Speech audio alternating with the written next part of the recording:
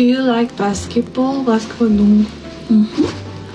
I like, but I'm not good at. Yes, I'm not.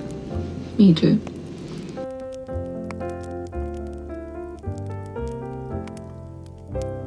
This one, and probably tomorrow's too. No! Yeah, guys, I fucking got him. I got him so bad that his camera's off. What are you gonna put? So if you're editing this, what are you gonna make your picture be? I could draw you a little picture if you want. I'll just post something off Google Images. It's not going to be moving, guys. I know that you did the cool ice skating thing that one time, but I keep Yeah. Maybe I don't know. That one it didn't make it any worse. Does a GIF make it like harder to export? Because with the skating thing, it was pretty much just like a normal video podcast. Like it didn't make it any worse. Maybe I don't know. We'll see how motivated I am later when I have to do it. But you know what's crazy? It's so cold. What? It's so cold out here.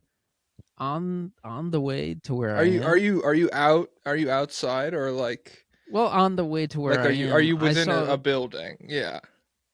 Well, I can't say that because then people will. Okay, so he's in a space somewhere.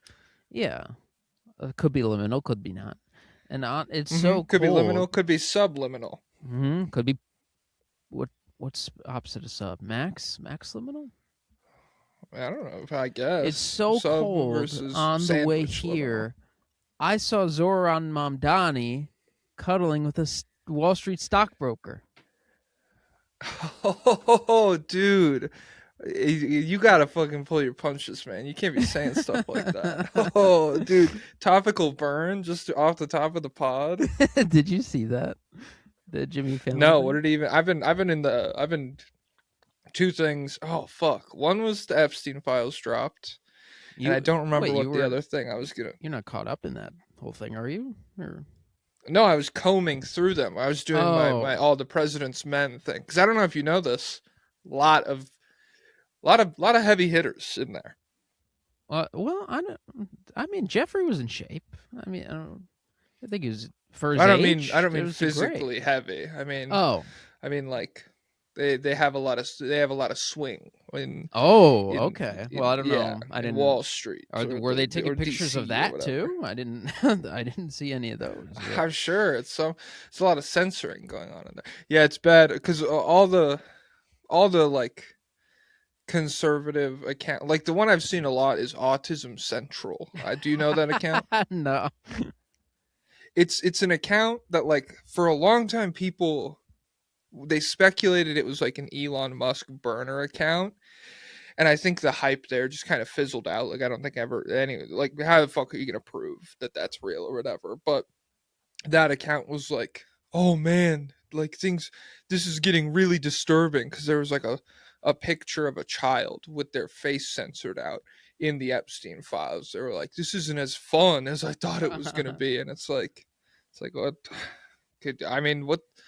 what, I just like, yeah, when everything's a fucking game, when everything's like, yeah, Call of Duty Deep State, we're going to uncover the cabal or whatever.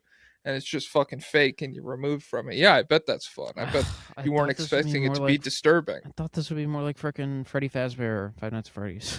Yeah, dude. Because I thought I was going to find like Easter eggs and lore in here. And instead it's just violent sex crimes. Yeah, because they're not supposed to just tell me. They're not supposed to show me. It's supposed to be hints. It's supposed to be like runes and stuff. Oh, that was... And so, yeah, the hint, the Easter egg of it all is that in one of the files, I believe it was file 468. Oh, God. It was like a picture of his dresser. I didn't look through all of them. This was just something that was like on Twitter, and there's a picture of Epstein's dresser, and Trump was there, and they forgot to take that out. Yeah. So that got deleted off the site. Yeah, that'll prove his innocence.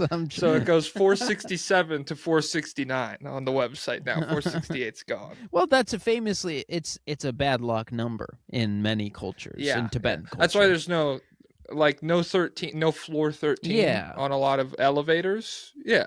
This is normal in the CSI world. That number is unlucky. But so Jimmy Fallon did the same the same joke on 3 different nights. And so here I'll play it for you. This is Okay. 30 seconds.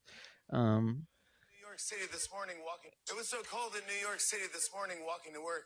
I saw a Wall Street stockbroker spooning with Zoran Mamdani. That's what I saw this morning. That's It hilarious. is so cold in New York. I saw a Wall Street stockbroker spooning with Zoran Mamdani. And I go, wait a second. That's insane. It's cold. It's It cold. is cold today. It is very cold. Yeah, you're right. It is so cold walking to work. Yes. I saw a Wall Street stockbroker spooning with Zoran Mamdani. Are you serious? He should just do it every day. I love it. Have you ever seen? Fuck, I need to know. Yeah, that's what it is. You know the rapper The Game? Yeah. There's like a compilation of him throughout the years on like various freestyle, like going on the radio and like doing a freestyle on like a show or whatever. And he starts every freestyle the exact same way. I'm in that white Rolls red ceiling, and so it's like 30 separate clips of like different beats and different people over the course of like 2 decades. Him just being like, I'm about to kill it, like pretending like he doesn't know what he's about to start with. They all do white that. Rolls red ceiling. I swear, because I used to watch freestyles a lot. in like high That's school, so based. it was Okay, it yeah. was so cool back in high school. It's like, no way, it's freaking off the dome. I could never. Did you ever watch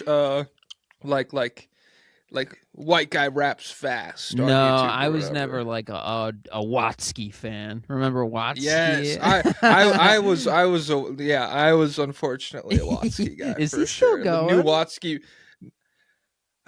probably, but I don't know. I haven't locked in on the Watsky scene in a minute. Him and like that was like an offshoot of Epic Rap Battles of History for sure. For me at least, was like you got into ERB, and then Watsky he did Shakespeare, and then once you watch that one, his algorithm starts popping up for you a little bit more. And he was on Ellen, and so that was he Oh, made it. okay. He made it to the pipeline. And there was, that was back then. We had real white culture. We had Mike Stud versus Hoodie Allen.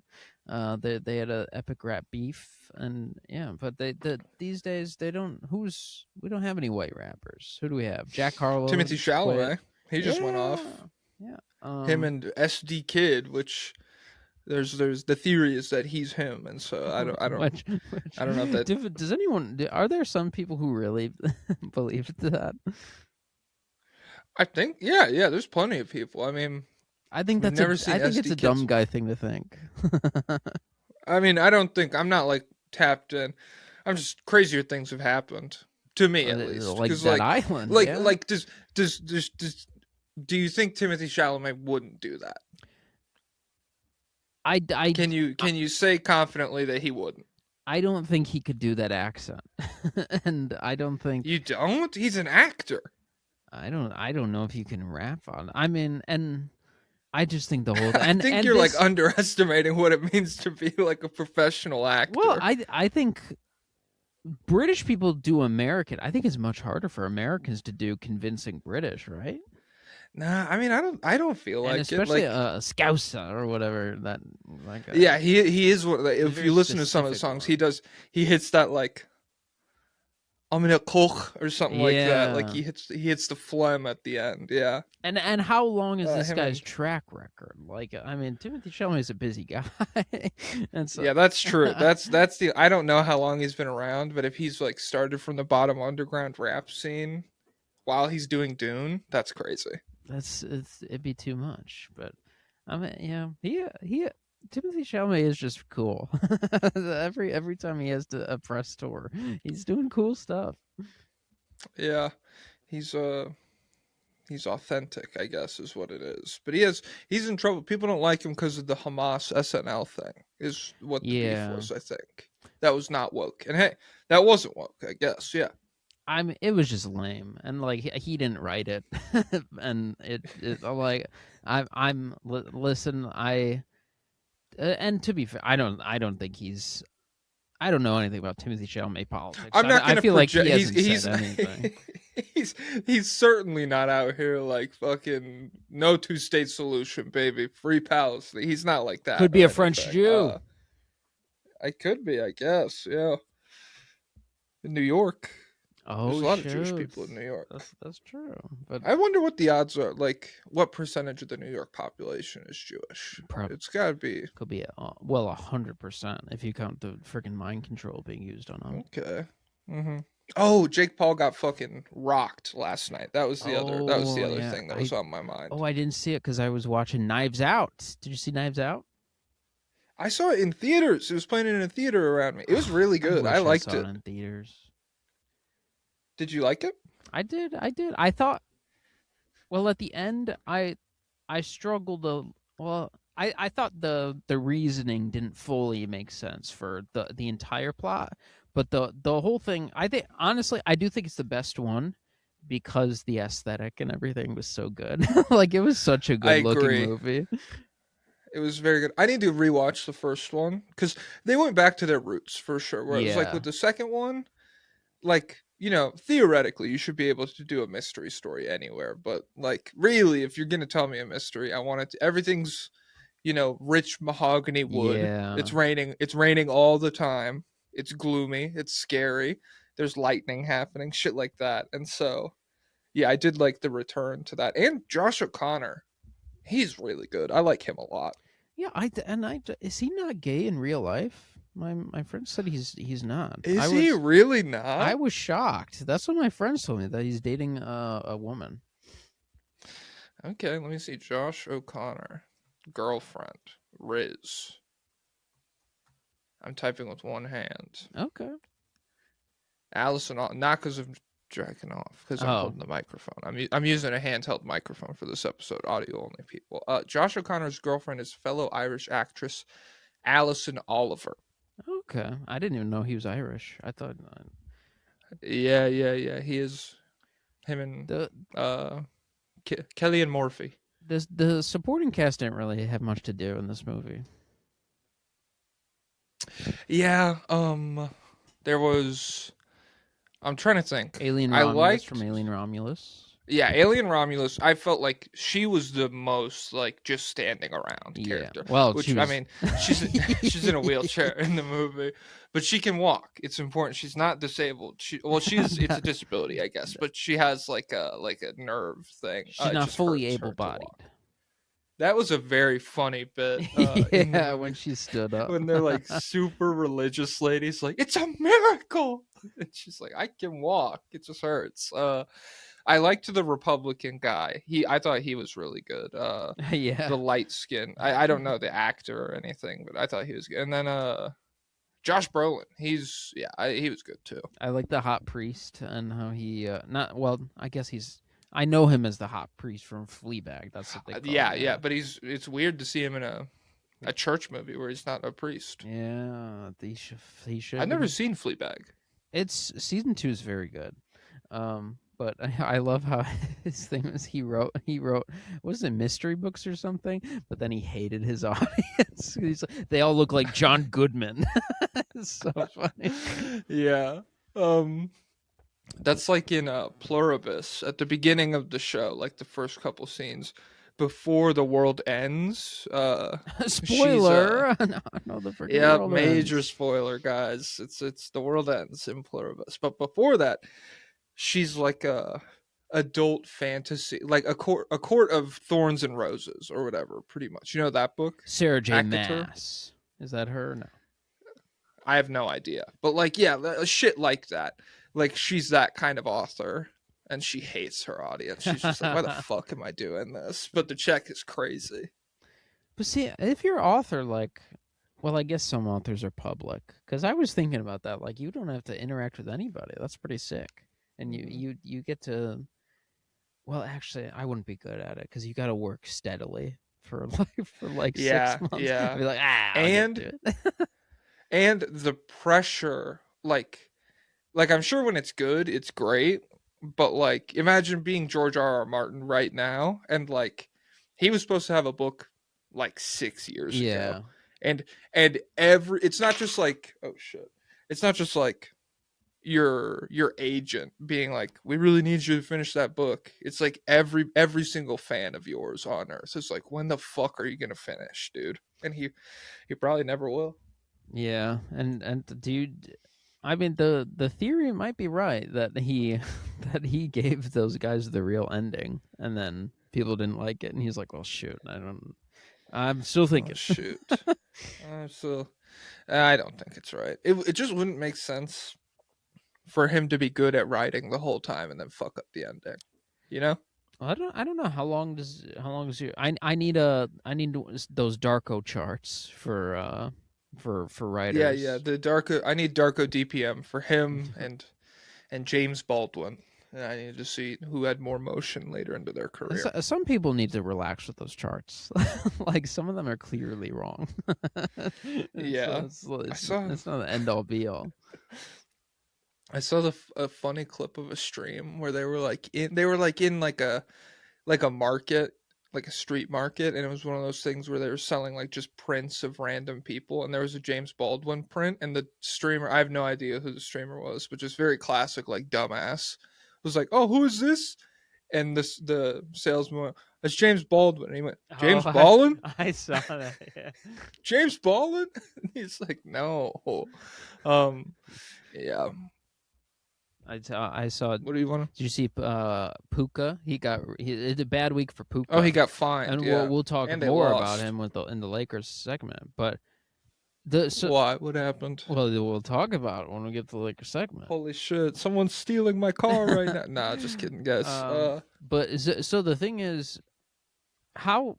Let's be real, guys. How could he be anti-Semitic if he got me friggin' 46 points in the fantasy playoffs? How can I be homophobic? Yeah, this guy's good in my book. He didn't mean it. He didn't mean anything. Well, that was what all the responses were like. Because I had a tweet blow up where I just when he did the thing on Aiden Ross's stream, I just quoted the tweet with the exact same caption, which was like, Puka Nakua promises to do Aiden Ross's iconic Jewish dance, and everyone was like, "Dude, you know Aiden Ross is literally Jewish, don't you know? You're fucking stupid. He's literally Jewish, dude. So all of this is totally okay." And it was like, no, I mean, I don't know. People are just stupid. But the fantasy thing is totally different. Well, he is like, it's always the I love the dynamic now of just finding out, like when young play. It's like when a dog, when you first get a puppy, it's like, man, I wonder what this guy's gonna be like, and then like 5 years from now they have a clear defined personality and lore and stuff. I love how Puka was just like this complete unknown scrappy wide receiver. It's like, whoa, where's this guy? This guy came out of nowhere, and then all of a sudden in like the span of like a month or two, you find out, okay, this guy's actually one of the dumbest people on earth. And so he has the Aiden Ross moment. He tweeted right after the game about the refs and got in trouble. He live streamed in the locker room like last week or a couple weeks ago, and they're on the live stream say, "Hey, no live stream in the locker room, bro. Turn that off." He's like, "I'm not showing anyone. I'm just showing me." And people are posting like the stuff he spends his money on, and he's like buying really expensive stuff, but he's on a $3 million contract, and they're like, there's no chance that you can really afford this. He's broke. That's what I think about all the time. It's like I see someone, ex-athlete, just bought, $100,000 piece of jewelry, and then I go look at their contract. I'm like, you spent a tenth of your, like, you're only getting like 1.5 mil this season. You spent that much on a necklace? Half goes to Uncle Sam, third goes to the agent, second goes to my freaking cousin. So it's, I know, and so it's like, yeah, dude, I would just feel I wouldn't be able to. I mean, maybe if I come into $1 million, I'll be moving different. But from my perspective right now, I'd buy like a new Honda or something. And in the off season, he also had a weird thing where his girlfriend like got pregnant, and then he Mhm. made her do a paternity test and like accused her of cheating, and it was his, and it was Are they because still together? I don't think so. I don't know, and Oh, because I think okay. he That just would have been way funnier. I think he just didn't want a kid. And it was I don't know. Yeah. It's a whole weird thing, and he also like I've seen a lot of clips of him over the years where he's like, I could be in the NBA. Like, I swear, I legit could How be in the tall is NBA. he? He's like 6 foot. And Bro. so, like, it was funny before, but now I'm like, okay, he is like straight up genuine, like in his soul, he thinks Yeah. like he could go on an NBA court tomorrow and be a contributor. They should let him. They should do let it, him dude. try, really. How fucking tall is Jose Alvarado, man? 6 It's foot, like 6'4". probably. No, I don't know. Nah, He's easy. No, he's short. He's probably, let me see. He might be 5'11". Jose Alvarado. Height. 6 foot even. That's what they say. But really, someone has to be really short to get less than 6 foot listed in the NBA. Yeah. It feels like, you know? Yeah, he's probably a 5'10" barefooter, 5'11" barefooter. Because he played against a streamer once. They look like they were the same size. Yeah. Who beat Plaque Max beat Liz someone from the WNBA. I don't remember her name. It's a very famous NBA player. Liz Cambage. Is she still playing? Or I don't know. Let me see. I don't think so. I haven't seen her in a I feel minute. like she's not anymore. She might be Liz retired. Cambage. Yeah, didn't last played in 2022. So, shout out to Liz, 4-time All-Star, 2018 scoring title in the WNBA. That's crazy. On Basketball Reference, they don't make the numbers bold for WNBA. Like, she averaged 23 points per game, MVP runner-up, but the 23 points per game isn't bold at all. You know? Freaking sexist ref. That's what I call it. Sexist reference. Yep. You can look up any reference to sexism. Mm-hmm. And I got merch coming that says that. All right. Sexist reference. 20 Whatever, dude. minutes I'm done. in. Let's Okay. first off, let's get the garbage out of the way. Well, Let's I mean, take at the out the bottom, it's actually trash. not garbage. At the bottom, it's kind At of the very interesting. bottom? Yeah. Let me get my timestamps out. All right. So at 22, we have the New Orleans Pelicans. They are 3-1 in their last 4 games. I'm They've just going won- off last 4. No. So 3-1 last 4 games. They beat the Rockets, the Bulls, the Blazers. They lost to the Spurs. 3 straight wins for the first time since I think like February of last year. I was surprised. They only won 21 games last year, but they had like 3 or 4 3-game win streaks. It was very strange. Sadiq Bey. Oh my god. Weirdly good season. Killing the Rockets. And then Zion was benched down the stretch of the Rockets game. He did not play at all in the fourth quarter or overtime, and he's not on the injury report for them right now. So I assume he's healthy, and they just went away from him. I saw a guy on Pelicans Twitter advocating for them to waive Zion, and he wrote this big, huge whole thing about how it would actually be beneficial because parts of his contract are non-guaranteed. I don't know if he's right, but I mean the fact that they, well, no, I guess it might not mean anything just because it kind of Twitter, but still, Zion, they really hate Zion, and so he has not progressed. The big thing they say is his skill wise, he's never gotten better, and I guess it's fair. Well, how much would you be work if you had Zion's left hand? How much would you work? You know, I really wouldn't. I really would not. I probably Wouldn't at all. I wouldn't. I'd be pretty different to him still, but yeah, it really is. I would be a different guy. I'd spend my time doing other things, but yeah, if I had a move that no one could ever figure out, it's like, yeah, good fucking luck, pal. I'm not practicing. I wonder if Sadiq Bey is going to have any kind of trade value. Because in that Rockets I don't game, know. he was going at His- Kevin Durant. He was going at Jabari Smith. Yeah. He was doing So this I stuff. wrote this down. That was his 8th game of 20 or more points this season. Over the last 12, Sadiq Bey is averaging 19 points, 8 rebounds, and 3 assists on 60% true shooting. Even though he was only shooting like 33% from three, he's getting four free throw attempts per game during that run, and he had 29 against Houston, including 17 in the fourth quarter and overtime. So, yeah, he was killing the Rockets, and he's had a couple games like that where the Pelicans were just kind of like, "Hey, save us," and most of the time it doesn't work, but it sometimes it does, and it's interesting. I was thinking about trade destinations for him. I was like, I wonder if the Warriors could use him again. And in my mind, he definitely played for the Warriors. Like I can picture him in the jersey, but I guess apparently that never happened. Oh. Why'd you stop talking, dude? Come on, fill time. Hold on. Do you have any memory of this? Did you ever think Sadiq Bey was on the freaking Warriors? No, I didn't. He went Pistons, Hawks, Pelicans, right? Yeah, I guess so. And Did he not? I think only 3 teams. Did he ever play? Oh, I think he was actually on the Wizards for a moment. Like he tore his ACL. Yeah. I don't think he ever played for them, but yeah, he was on the roster. And he was part of the James Wiseman trade, which I don't know if that's what, but I can see him in the jersey. So I think I must have switched verses. Yeah, I think you probably. I'd be pissed if I fucking, I had the capacity to shift, and all I did was accidentally shift to like a weird Sadiq Bey Warriors list universe. There's probably other differences. Yeah, but like you could have. Oh, I shifted. Sadiq Bey was never on the Warriors, and I'm a millionaire. But no, you just got this one. Okay. Well, yeah. I mean, I don't know how many verses there are where I'm a millionaire, so it might be too far a shift. It's infinite. There's every universe infinite.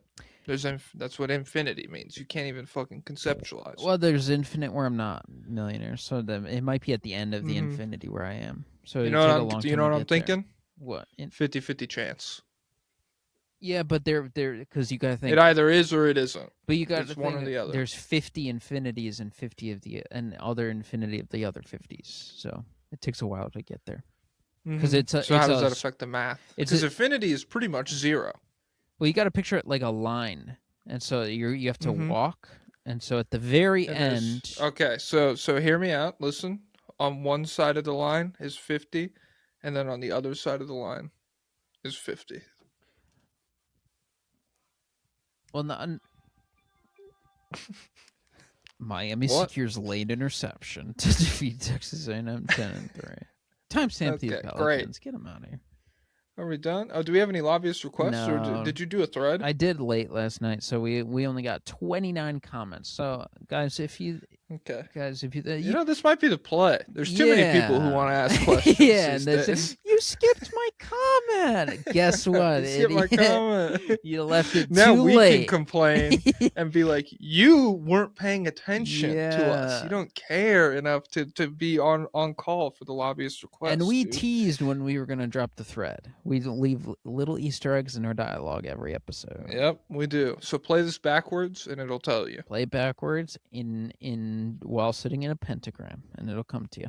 Whoa, sitting in the Pentagon. Yeah, remember that TikTok? Thing. There's a McDonald's in the Pentagon. I did like that. Yeah, that was a banger. The Clippers. So here's the thing. For several teams, I have nothing written down. So no lobbyist request is going to be kind of tough. Clippers 0-4 in their last 4. There's 2 for the Clippers. Based. They have lost to the Thunder, the Grizzlies, the Rockets, the Wolves. Oh, did you told me. I mean, the Clippers, the fan who draws their mascot like killing himself. Did you see the new one he dropped? Yeah, he did a cuck one. It was crazy. It was Shea and the refs having sex. Oh, is that what it was? Yeah, I looked close because initially I thought it was just because it was like the Thunder are cucking you because they have your pick or whatever. But then I looked, the clothes on the floor, it's not just Shea's jersey, it's also a ref's uniform as well. So he got him. The big story with the Clippers, since we've last covered them, because we're journalists, is all that Chris Paul lore dropped. He had the Halloween About his party. Halloween party? Yeah, no one came. He did a Jimmy Butler. In practice he would run the second unit and they'd beat the piss out of the starters, and the starters got mad because they were so good. 'Cause it's like, dude, what the heck? We're doubling in practice, really? yeah, we are. Yeah, we are. We got a little insight into how he got fired. So around 11 p.m. inside Lawrence Frank's hotel room at the Four Seasons, he told Chris Paul of the team's plans to send him home. Paul was stunned, sources said, and tried to plead his case. At one point, he brought teammate Brooke Lopez into the room as something of a character witness. He's like, Ooh. "Get in here, Brooke. Tell him, tell him I'm not mean." Gun to the owner's head. They probably just send them both home. Yeah, I guess Like- so.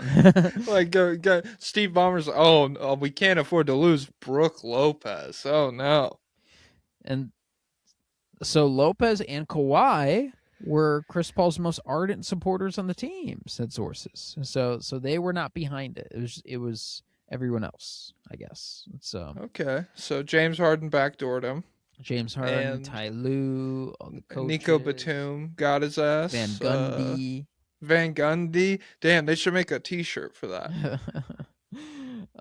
Chris, yeah, it says like Paul or something on it, and then it all, I don't know what it would be like, how to backdoor Chris Paul or something. Oh, But, I mean, they just fucking stink, dude. It's really crazy that they're this bad. well, they're not going to blow it up because Great. they believe their Derrick Jones Jr. return away from going on a run, and that's via Okay. Dal Hoops Journal. They've showed up again.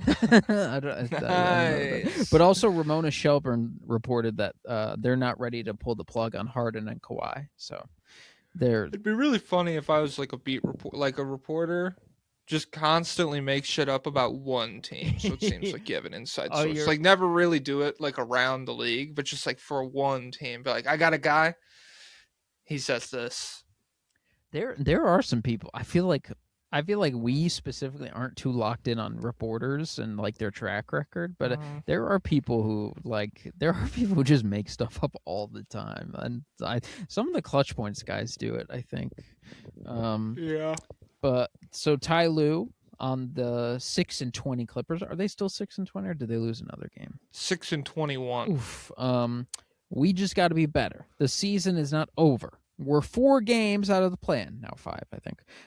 That's got to be our mindset going forward. So that is not an insurmountable gap.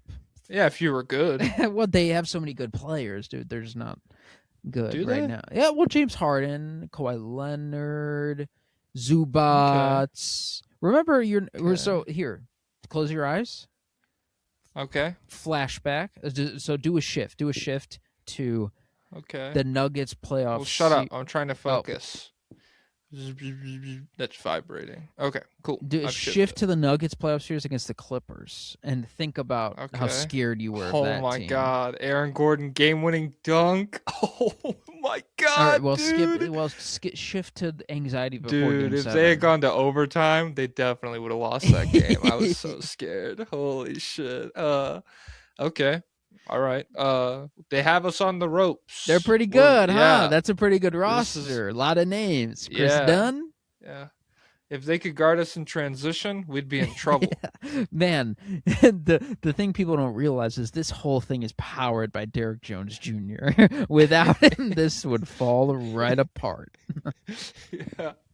Yeah, that's definitely the vibe I got from the playoff series. It was like, oh man. It's not another case of like, Harden gets worse linearly as the series goes along or whatever. It's just Derrick Jones Jr. is playing out of his mind right now. Well, Harden is the 50-50 chance on the infinity pathway, so he could fall off on either side. No, I respect the 50-50 chance that you're a millionaire. Harden is a fake 50-50 chance. It's a 100% chance What that the he's really good heck? in the first 3 games, and then in the back 4 he's bad. Patrick Walton With the public opinion continuing to sour on Ballmer and the Clippers organization, and Adam Silver Don't be a sheep, dude. Come on. announcing It's freaking public opinion. that a decision on expansion would be coming in 2026, is there a world where Adam Silver satisfies both aspects? Could you see Silver saying that expansion is not on the immediate horizon, but the league forces the sale of the Clippers and demands that they be relocated to a new market, assumingly Seattle or Las Vegas or even another city? Would a move like this satisfy the greater NBA fans, or is it a big nothing burger and the league is just going to let us down regardless? That will never It happen. will not happen. Because Adam Silver, and I don't mean because, like, I don't want to do like a Jewish guy likes money dog whistle. That's not what this is. It's very important for the NBA to have Steve Ballmer as an owner, in my opinion. They care about how he's the richest owner. He's the in richest North guy. American sports. They're not And getting so, him out of there. Like that's even if they did do that, I think it would be bad because Steve Ballmer would then spend a ton of money, probably being very vindictive about it. But there's no way that happens with the new arena and everything. It's just. Yeah, that's not even on my radar, I don't think. Steve Ballmer could do what Donald Sterling did 10 times, and he wouldn't be forced out. He's just too rich, too powerful. I don't know about that. Okay. I don't know. I don't think they have, because Donald Sterling also was. I think he was kind of fake rich guy. For Steve Ballmer, Yeah. like Steve Ballmer could probably have funded Army if he wanted to. Oh yeah, I mean I think he's like top 15 in the world, richest guys. I feel like Top 15 under 150. Holy shit! Yep, he How made many the people list. are over 150? Well, there's a ton of them in Italy, but they're lying, per usual. Nice. We do years a little differently here. Every third year is worth 4 years.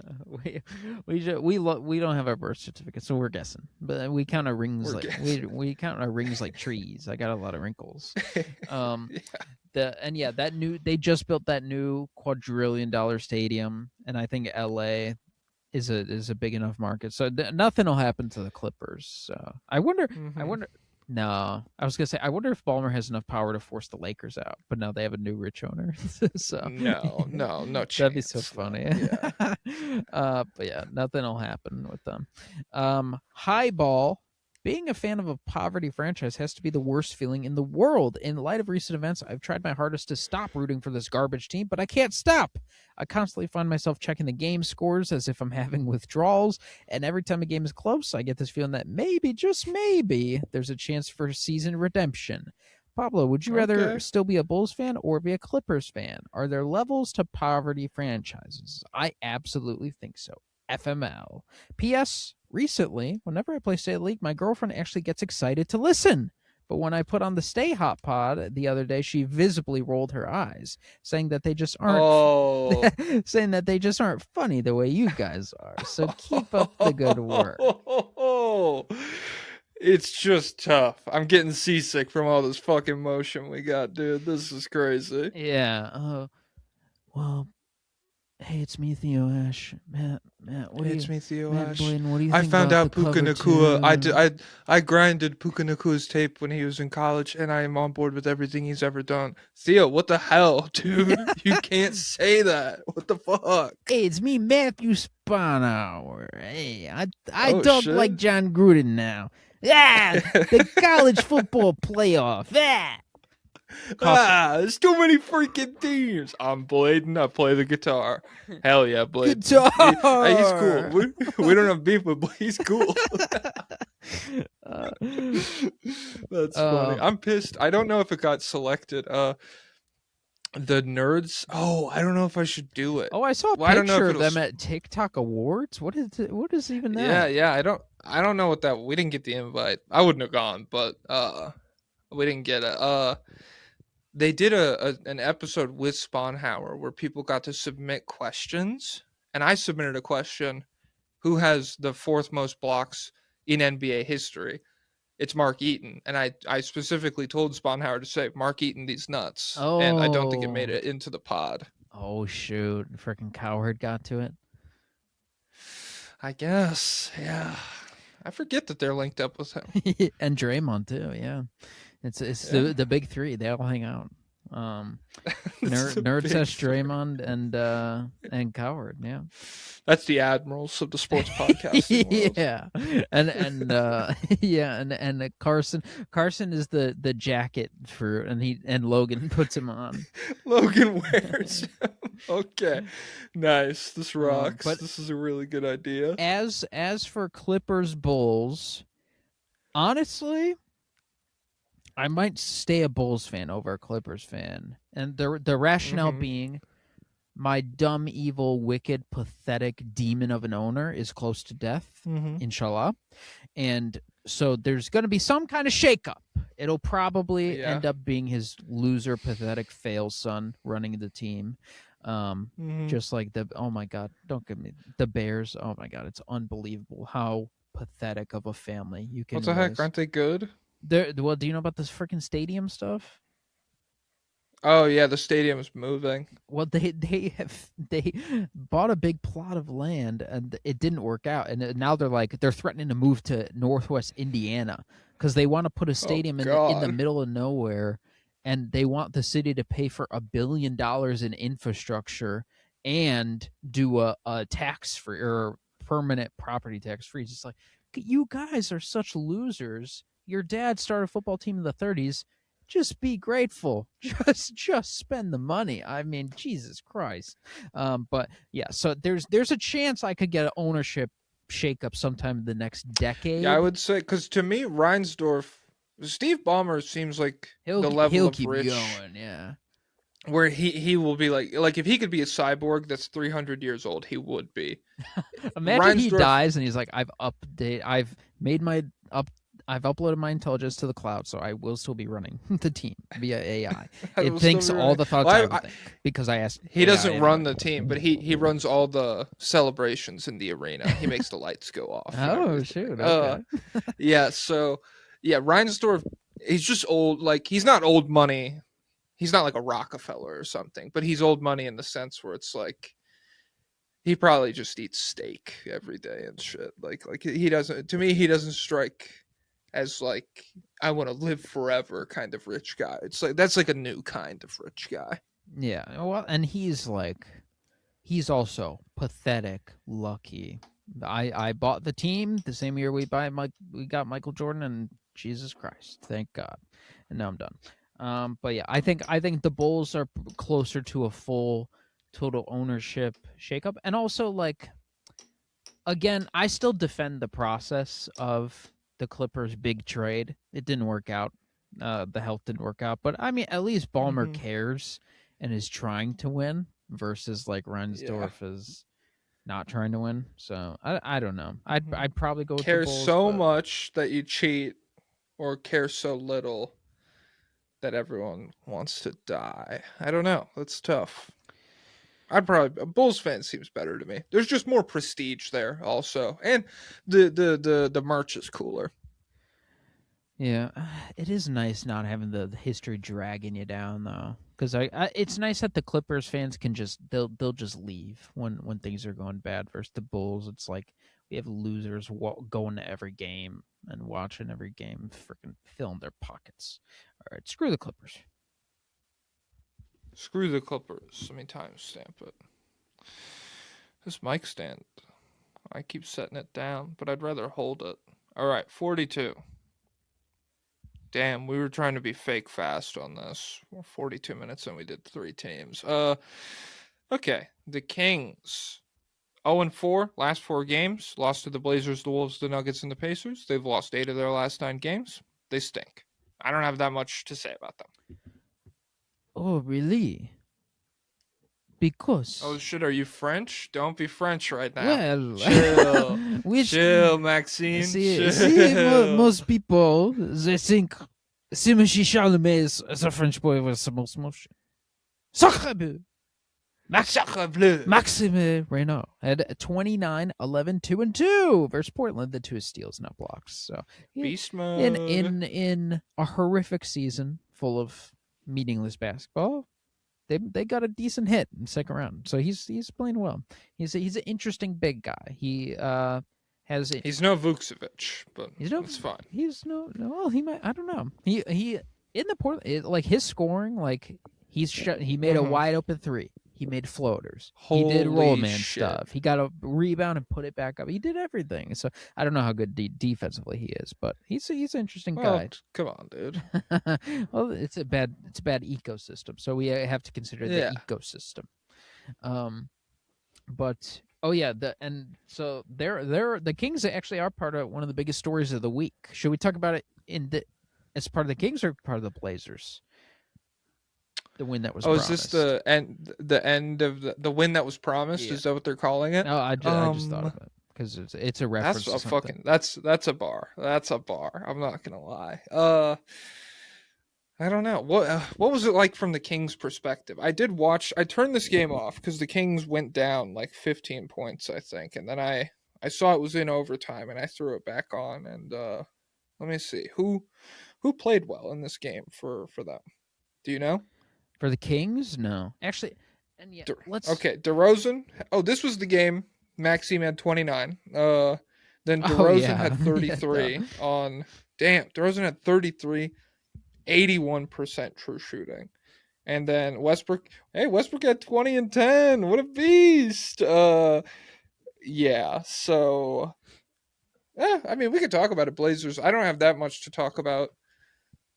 Do you want to just do Blazers and Kings right now, I guess? We'll save it for Denny talk. We could do the Blazers right after. I have a little more on the Kings. Okay. So they have communicated to the rest of the teams in the league that they have no intention of including draft picks and trades to offload their veterans. So they're not going to be like, God, Zach, this has got to be out of here. We'll give up a freaking first to do, which I think that's the smart move. I mean, what are you going to rush for? You're screwed no matter what. They also do not wish to use Keon Ellis's contract to try and sweeten deals. So there's not going to be any kind of like if I'm moving Keon Ellis, it's for profit. It's for something good. It's not to get off of Zach LaVine. Yeah. So the Bucks dream is dead. Of hey, we'll take Zach and Keon Ellis. So Keon.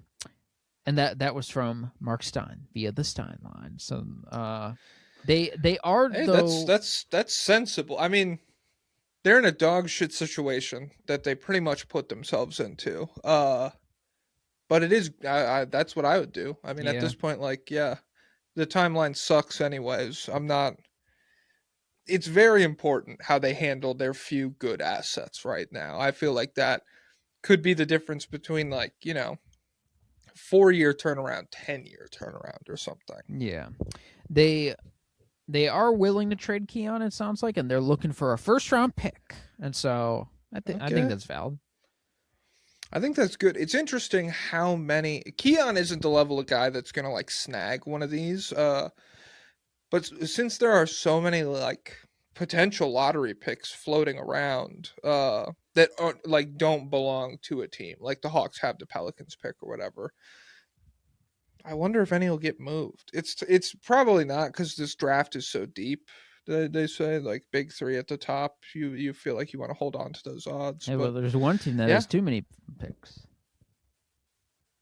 You want the Thunder to go get Keon Ellis? Yeah, I mean, I don't know. Wait, why not? He fits the profile. I think they should focus on someone who's who can dribble, who can score. Dude. Hey, no, we need to freaking.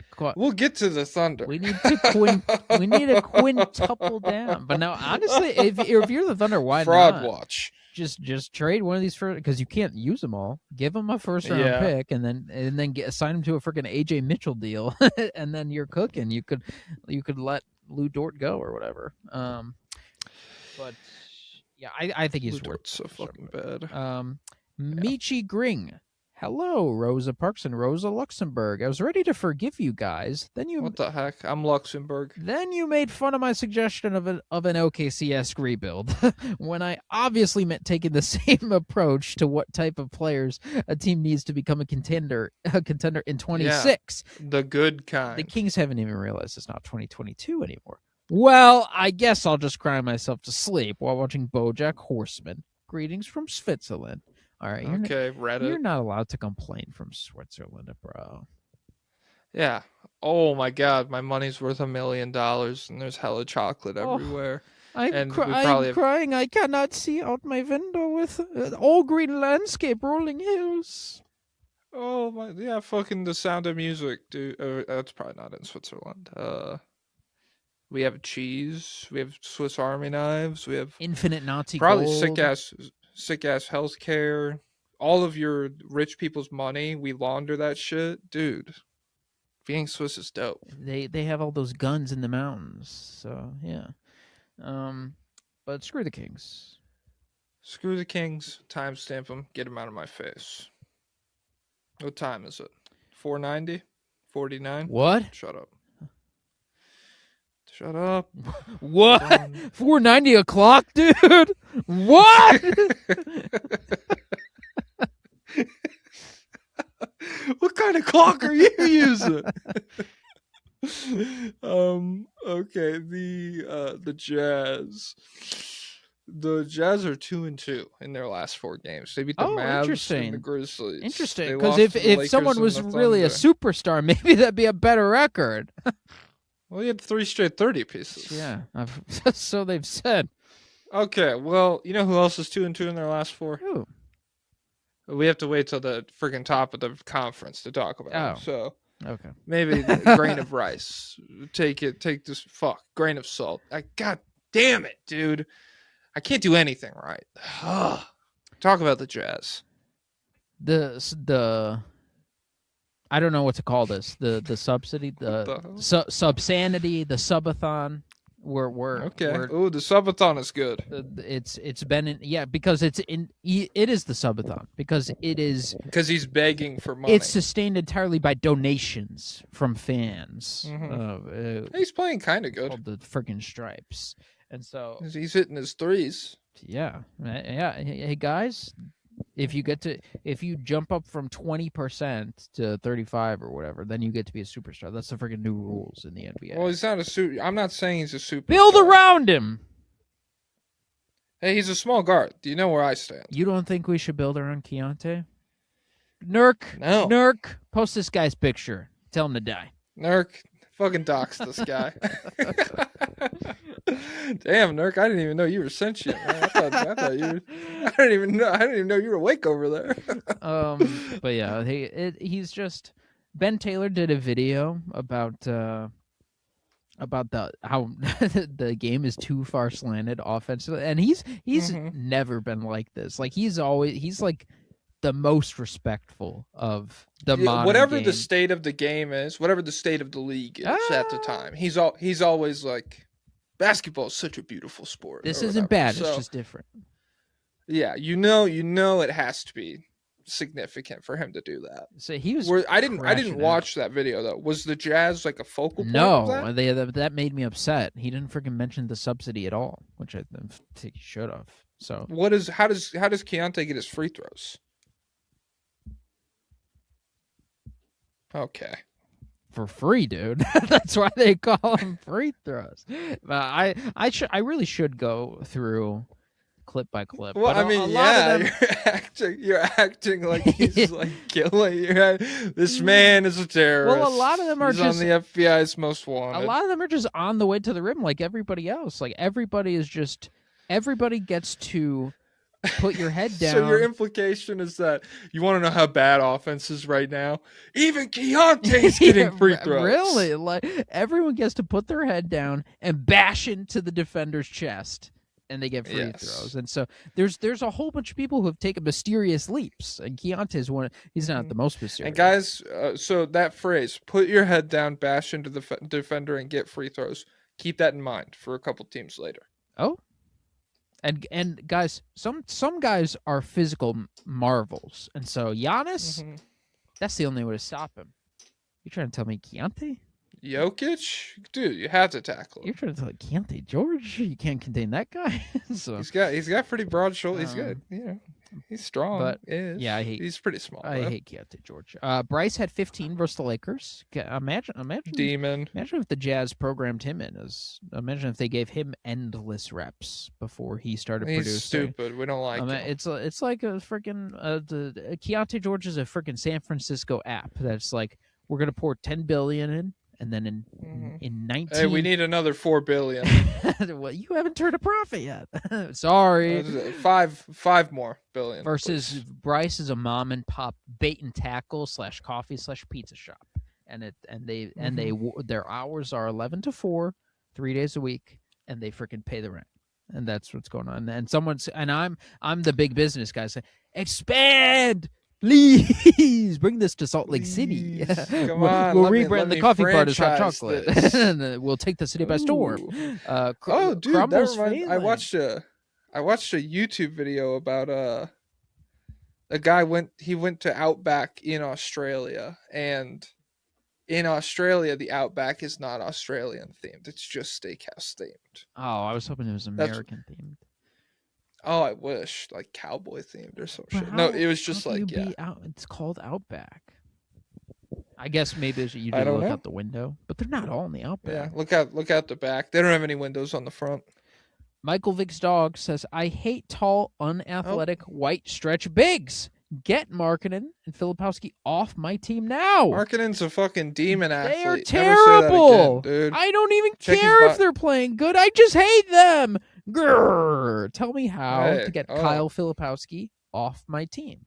Start an investigation into his relationship. Throw his freaking girlfriend in jail. That's what I said. Throw his freaking wife in jail. Pedophile. You know how fucking you got Keontae George on your team. You're pissed about Markkinen. Make that make sense, dude. Yeah, this guy is freaking- obviously a dono. This guy's obviously in the Yeah. freaking chat. Yeah, saying, dude. This guy's a fucking fed. Can we investigate this guy? Who are you connected to, dude? Yeah. All right, screw the Jazz. But not screw the concept of jazz. We love. I did love that. Jazz. I did that recently. I went to the Jazz subreddit and I was like, "What is going on? Is this a joke? Are they like the Jazz are playing so bad? We were just talking about actual jazz, but then it was the actual Jazz subreddit." What do you think of this guy's contemporary work? r/actual jazz. Yeah. All right, the Mavericks. Oh my God, demons. 3-1 in their last 4. Beat the Pistons, Nets, Rockets. They lost to the Jazz. Cooper Flag 40 piece in that. Oh, loss I think to he the turns Jazz. 19 today. Is that true? Or maybe tomorrow. I think they but said he's 18 Sunday. right now. I thought he was 19. Damn, I think bro, he's 18 right now. He is insane. Like, yeah. But will you still want like- him when he's nothing new? Who's that? That's Nothing New by Taylor Swift, Phoebe Bridgers. It's actually one of the good Taylor Phoebe Swift songs. Bridgers. Okay. I know someday I'm gonna meet her. It's a Phoebe. I like some of the Taylor Swift. I like the freaking country Taylor Swift. That was good. What is it? Go and tell your friends that I'm obsessive and crazy. And I'll tell your friends you're gay. Yeah, tell her you're gay. I hate In her little that. Pennsylvania bedroom, just like, oh, I got well, him. she He'll is never come back. From she this is one. from Pennsylvania, so Hey. And so Travis Kelce listened to that song, and he's like, "You wouldn't really do that though. You wouldn't really do something like that, because that would like, I can't. Don't do that, please." but yeah, Cooper Flag is a god amongst men. Yeah. What did he have in this Pistons game? He didn't have 40, but No, he was very clutch. They went into overtime off of his. I think he hit the final shot for the Mavs to send him into OT. He is. Did I write it down? He's 12 of 17 on game tying or lead taking shots in the final 5 minutes of this season. I mean, he's better than easy. everyone except for Wemby, who's 6 of 8, so his percentage is a little bit higher. Ooh, But, hey, if you second of the GOAT, that's not too bad. but 17 is a high volume. Yeah, at 18 years old, he's making these clutch shots. I think he had 23 in the Pistons game, and it wasn't an offensive It was explosion. terrible. I mean, He had a crazy defensive game though. He had like 3 him blocks, and, a steal. him and Anthony Davis were like AD bad on offense this game. I think he literally had 0 points through the first 3 quarters, but crazy defensive performance from both of them. He's really mirroring what he did at Duke. Like at the beginning of his Duke season, it's like, okay, kind of missing some I don't get the shots. hype. I don't. His offensive game, he's like doing everything, but nothing really stands out as a weapon. And then by the end of the season, it's like, okay, this guy's kind of a god amongst Oh, men. he's just amongst good boys. at everything. Yeah, okay, so he's Okay. throwing skip passes, and he's shooting 40% from three, and he gets to the rim, and he blocks every shot. And so he's really just unbelievable. And hey, guys, remember KOC said he'd go six. I'm hearing he'd go sixth in this draft. Was it KOC who It's said KOC, and I think he claimed it was his sources, but who are you talking to? Get the guy. that? Oh, Darren Peterson done for the year. Did you see that? I forgot. Well, that was a parody account, I think. No, Oh, I got ball sacked. My because fault, everybody. yeah, you know what they do now? They put a picture of a random middle-aged man, and they say like Scott Hughes CBB and stuff like that. Mhm. So there's an NFL one too. I think the Darren Peterson thing is fake, but I wouldn't know because college basketball news never makes it onto my timeline anymore. It has to be something big like that. well, you don't see Yaxel Lendeborg tweets? I think I literally did. I swear I saw a weird name like that. Yeah. If it wasn't Yaxel, it was somebody like that. But yeah, There's a dude who's other putting than- up Cam Boozer metrics and Cooper Flag metrics, but oh my god, he's like 24. He's a trillion years old. okay. Well, did we not learn anything from Dalton? Yeah, Knecht's dude. Because sometimes you Hey. take the fucking Yeah. good player. You're too worried about who's 18, who's 19, bro. Who can put the ball in the Yup. basket? Yep, Buddy Healed. That's one of Yup. Hey, Jay, those guys, they really should. They should prop up Jalen Brunson like nobody's business. yeah. Like old short guard who slid super far. There and then is just was a killing it. while where a lot of the stars in the NBA were like older players. Like Steph was older, Kawhi was older. Mhm. I'm forgetting who else, but Was Harden older? no, I think he was one and done or two and done. Okay. Donovan Mitchell famously pretty old, Yeah, right? he was there a couple years, I think. But what's it Kyle called? Kuzma, 4-year guy. Lillard was, and CJ was, Draymond was, Najee Marshall, he was on Cooper Flag. Coop is really amazing at basketball. He's a dog on both ends of the floor, and every game somebody guards him with their best defender, and he just goes out and proves that he's a number one pick. Pledge allegiance to the flag, man. I pledge allegiance. That's a bar. Shout out to the knife. Shout out to Peach Cream. Yeah, I don't know. It's just crazy. Even when he doesn't score well, he just has so many different avenues where like you watch and it's just like, damn, he's everywhere right now. Even with this little run though, I feel like the reports I've seen have been more that the Mavs are willing to trade like most people. That the shop Yeah. is kind of open a little bit. So Yeah, from they Evan are- Sideri, the Mavericks are officially open to trade calls Oh, on. He's notoriously dumb though. I think he's one of the clutch I don't points know. guys who kind of makes stuff up sometimes, but Yeah. he says they're open to trade calls on AD, Clay, and Daniel Gaff. Oh no, so Evan Sideri tweeted this, but he said per Shams Charania. So, okay. AD, Clay, and Gafford, and Dallas plans to fully shift towards Cooper Flag's timeline by February's deadline. Well, that's based. I think that's what they should do. So even if it's from a guy who makes things up all the time, because I want it to be true, I'm gonna act like he's reliable. Mark Stein on the Anthony Davis trade talks and rumors. Toronto has definitely registered interest. That is for certain. The Hawks, I think, is more exploratory, and I think Detroit's interest has been vastly overrated. So they're not actually looking. Yeah. I don't know. But I'd rather if Jared Allen's on the market, if I'm like Toronto, I'm just AD makes so much fucking money, Yeah. dude. Like I Toronto has the money to send out. It's not that big of a deal, but yeah, it's a little crazy. and unless you get a positive return, I'm not trading AD because I mean it's nice to have a sidekick for Cooper. Honestly, I mean, I guess he's just like when I was on Turd Sesh, we talked about this a bit. Honestly, maybe the most sensible move, just find a reason to shut AD down for the season. Say, Kyrie, take your time with the ACL. It's fine. We're good. And then just tank this year, which you very well could, and then just be like AD's here, Kyrie's here, and we still got like top 3 pick or whatever. And I think this is their last year of pick control. Yeah, that's why the clock is kind of ticking, is because this is the last time they have control until like 2030, I think. But unfortunately, Cooper might be too good. The Spurs had the problem with Wemby, so they might be running into that. And they've been a good defense all year, so I don't know. The Mavericks remain unlikely to name Nico Harrison's permanent successor for several more months. Finley and Riccardi will operate as co-GMs through the trade deadline. So we got two captains, a ship with 2 captains. Mm-hmm. That's good. I'm sure we'll avoid an iceberg. But yeah, because it's like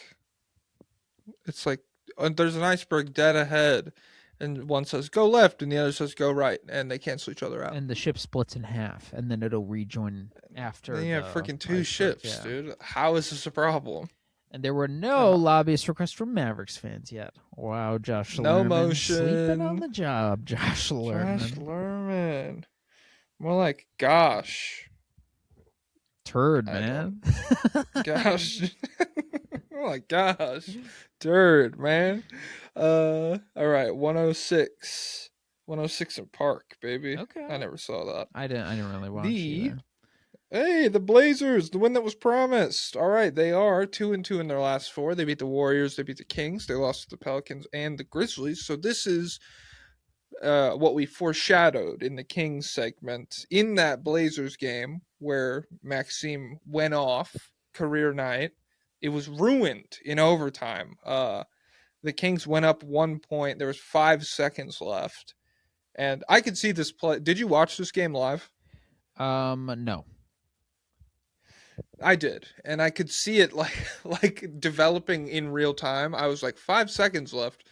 That's really only enough time to like run down the floor and get a shot. And then I looked and I was like, oh, he could only run into the guy in front of him. That can't lead to anything. Yeah, what the hell? Denny would only have enough time to like sprint full speed down the floor. What's gonna happen? And so Denny did do that, and he ran into I think DeRozan and Russell Westbrook, and both of whom were very much like, you have the cheese touch, get the fuck away from me. And it was called a free throw. It was called a foul. He got free throws and the Blazers won the game. This is something I tweeted about it. I was like, you see a lot of hate for the last 2 minutes in current NBA games. Like the last 2 minutes take 20 minutes in real time. It's a bad product. This specifically, the final like 8 seconds in this situation, you will see the most insane basketball ever. Just guys diving away from the ball handler, guys trying to get fouls. Like it's just crazy, because I feel like these situations are where the Ben Taylor thing really rears its head. Like the whistle right now kind of defaults to offensive player gets the benefit of the doubt. And then the follow-up reaction to that is, okay, well, let's go look at it in super slow motion.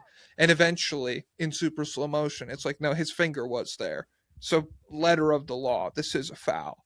And I get, like, hey, if it's a foul, it's a foul. But, like, it's not good basketball. I don't like it. And I think the NBA could change it, probably. What's the point of the freaking replay center in Secaucus, New Jersey, if it's not fast or accurate?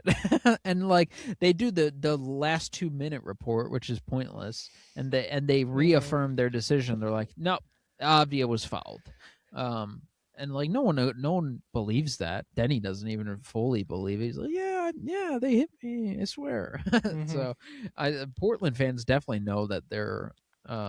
They got away with, which, like, I shouldn't even be talking, because the Nuggets, the end of the Nuggets-Rockets game a few days ago, Nuggets got away with some shit. Like, I don't mean to be like, this is specific, like, Blazers fans, give the moral victory up. Come on, like you Yeah. guys should feel bad or whatever. No one really gives a fuck about that. But just in a broader scope, it's dumb. It's like stupid that is happening. And I agree with you.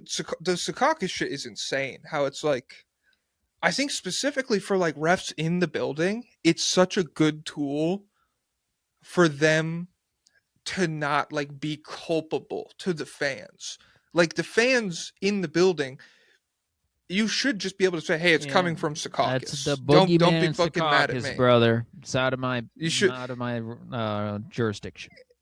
And so, like, when you don't do that, it's like this immense amount of pressure on the refs, which you can say like they should be immune to or whatever, but I don't think they are.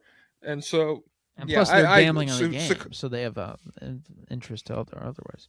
Is it true that ref who was gambling is coming back? Did you see that? Tim Donaghy, is he on? No, he coming back? Let me Google. Who's the last ref? Mark whatever who got suspended for like a FanDuel account or something like that. I have no Do you idea. remember I'm not this? locked into that. No. Not really. No. Oh well. But yeah, and also the other element with this Denny thing is like it's another one of the like anti-Semitism is on the rise because there's so many people just fulfilling anti-Semitic conspiracies and making them real. Like the Jews that were building the tunnels underground in New York. It's like, what are you guys doing? This is such bad optics. And then you have all of Israel just being Nazi Germany, but saying that, but it's Jews. And then we're paying all the politicians, and because of a political reason, but they're like, it's Jews. Bro, John Fetterman fucking gave us a green light, dude. Chill. And now we have an NBA player who is seemingly having his career being inflated, like his scoring inflation is massively built off refs giving him free throws he doesn't deserve. It's like, no, stop. I saw someone tweeted that he has a higher free throw rate than every single season in the entire combined careers of Jordan, LeBron, Kobe, Russ, Wade, Iverson, Harden, Luka, Jokic, and Malone. So Okay. he Well, just happened to become the best free throw drawer. dude, ever. it's called a skill. It's a skill. It's a skill. It's a skill. He was highlighted in Ben Taylor's video because it really, and He should be. Yeah, I mean, he's the most egregious like drive and flail guy in the league to me, definitely. Like that's what he does is like what people pretend Shea does a lot of the time. yeah, and he like there's like the subsidy's gotten a boost, Giddy's gotten a boost, Cade has gotten a boost. That's like, true. There's lots of guys who've gotten boost this year. Okay, that's cool. Okay, chill. But Denny's boost is like next level. It's unbelievable. He is like, yeah, if Keontae George is the subsidy, he really is the APAC player. Like he's entirely funded by. Yeah, and I would say his free throws, they matter the most of all the players you just talked about. Maybe Keontae's, I guess, but like I do like they matter way more for him than they do for Cade or something. And like they don't really matter that much for Giddy because Giddy's bad anyways. But like when Denny is getting these free throws, it goes from like, you know, cool young wing to now like legit star production, really. Like when he's getting the whistle that he is, this is like a crazy player. So Yeah, you gotta like Yeah. it adds like 9 points or something to his scoring total. It's like the difference between a 16 point per game score and a 26 or 25 one, and which you don't subtract all of them, but yeah, it's not like he's gonna get no yeah, free you can throws. subtract or 4 or anything. 5. So yeah, it's just crazy what's going on with him, and I wonder what are they in a playoff spot or in a play-in spot? What are they right now? I think they're probably end of the play-ins. This is what, 15, 14, 13, 12. They are. Yeah, they're the 10th they're seed the right 10th now. seed. So they're not really that good. So I don't know if they'll make it out the play-in, but it'll be fascinating to see how the playoffs are called, I guess, and then if he can exist. I mean, all. there is no like of all the guys we've seen, you know, have this arc where it's like, you know, Harden and Embiid jump out for sure as like, well, that whistle's not going to be there in the playoffs. I would say their foul drawing was much more methodical than Denny's is in terms of like, okay, I have a step back three that you have no prayer of guarding, and you have to jump a certain way to try and guard it. And when you jump that way, I know I can get free throws. And the only way for that whistle to go away in the playoffs is if the refs are just straight up like, that's not a foul in this situation. With Denny, I don't think it's as like clear cut, I guess. If we legalize staying in front of offensive players, they're going to disappear. I mean, it's truly crazy, and that's not just a Denny thing. Like, there is no legal guarding position anymore. It feels like that's it's what Ben impossible. Taylor was saying. But yeah, outside of Denny, Shaedon Sharp is he's playing well lately. Had 26 versus the Kings. He had 35 versus Golden State. He's been efficient the last 2 months. Hey. So when he's good, he signed a contract that if he's good is a good contract, and if he's bad is a bad contract. yeah. So right now, good contract. Last 2 weeks. Donovan Clingan is the first player to reach 100 offensive rebounds this season, doing so in just 22 games. So he's ahead of freaking Steven Adams and everyone. Too big to fail. Well, except for his feet. chill, He could, yeah, okay. Well, the last guy you said that about is injured. So okay, but if he was freaking healthy, he'd be not failing. If he was just He'd be bigger, make him That's bigger. what I'm saying. Bring me the fucking big guy from Florida. Bring me him. Let's get him in the league. Olivier Roux. He's very proportional. Simon Grant. Are injuries really to blame about the poor performance of this team, or are they just inherently bad? Yes. Injuries. They're not bad, but injuries matter. They're not bad. Oh, sorry, you go. No, you finish. Well, it's just injuries matter. They're not bad. But like we talked about it this season or this off season, and I feel the same way. Where it's like you don't really have a clear hierarchy of like maybe Denny is your number one. Okay, cool. Let's give you that. Who's the number two? Drew. That you can consist.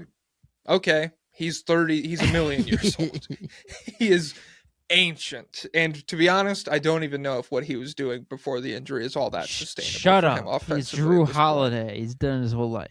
Hey, it was very cool. I'll give him that. It was goated, but yeah. And so that it's just like, yeah, it's a weird team. And when they're not defending well, it's not a good team.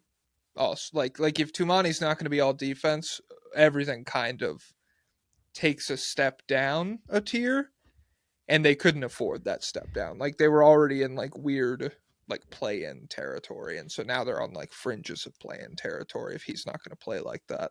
Yeah, and these boys aren't playing hard for Chauncey, which we thought we anticipated. Then this would be a season played for him and free Chauncey, Mm-hmm. but Tiago Splitter don't got that freaking motion, dude. well, no, he made the box. Did you see the box?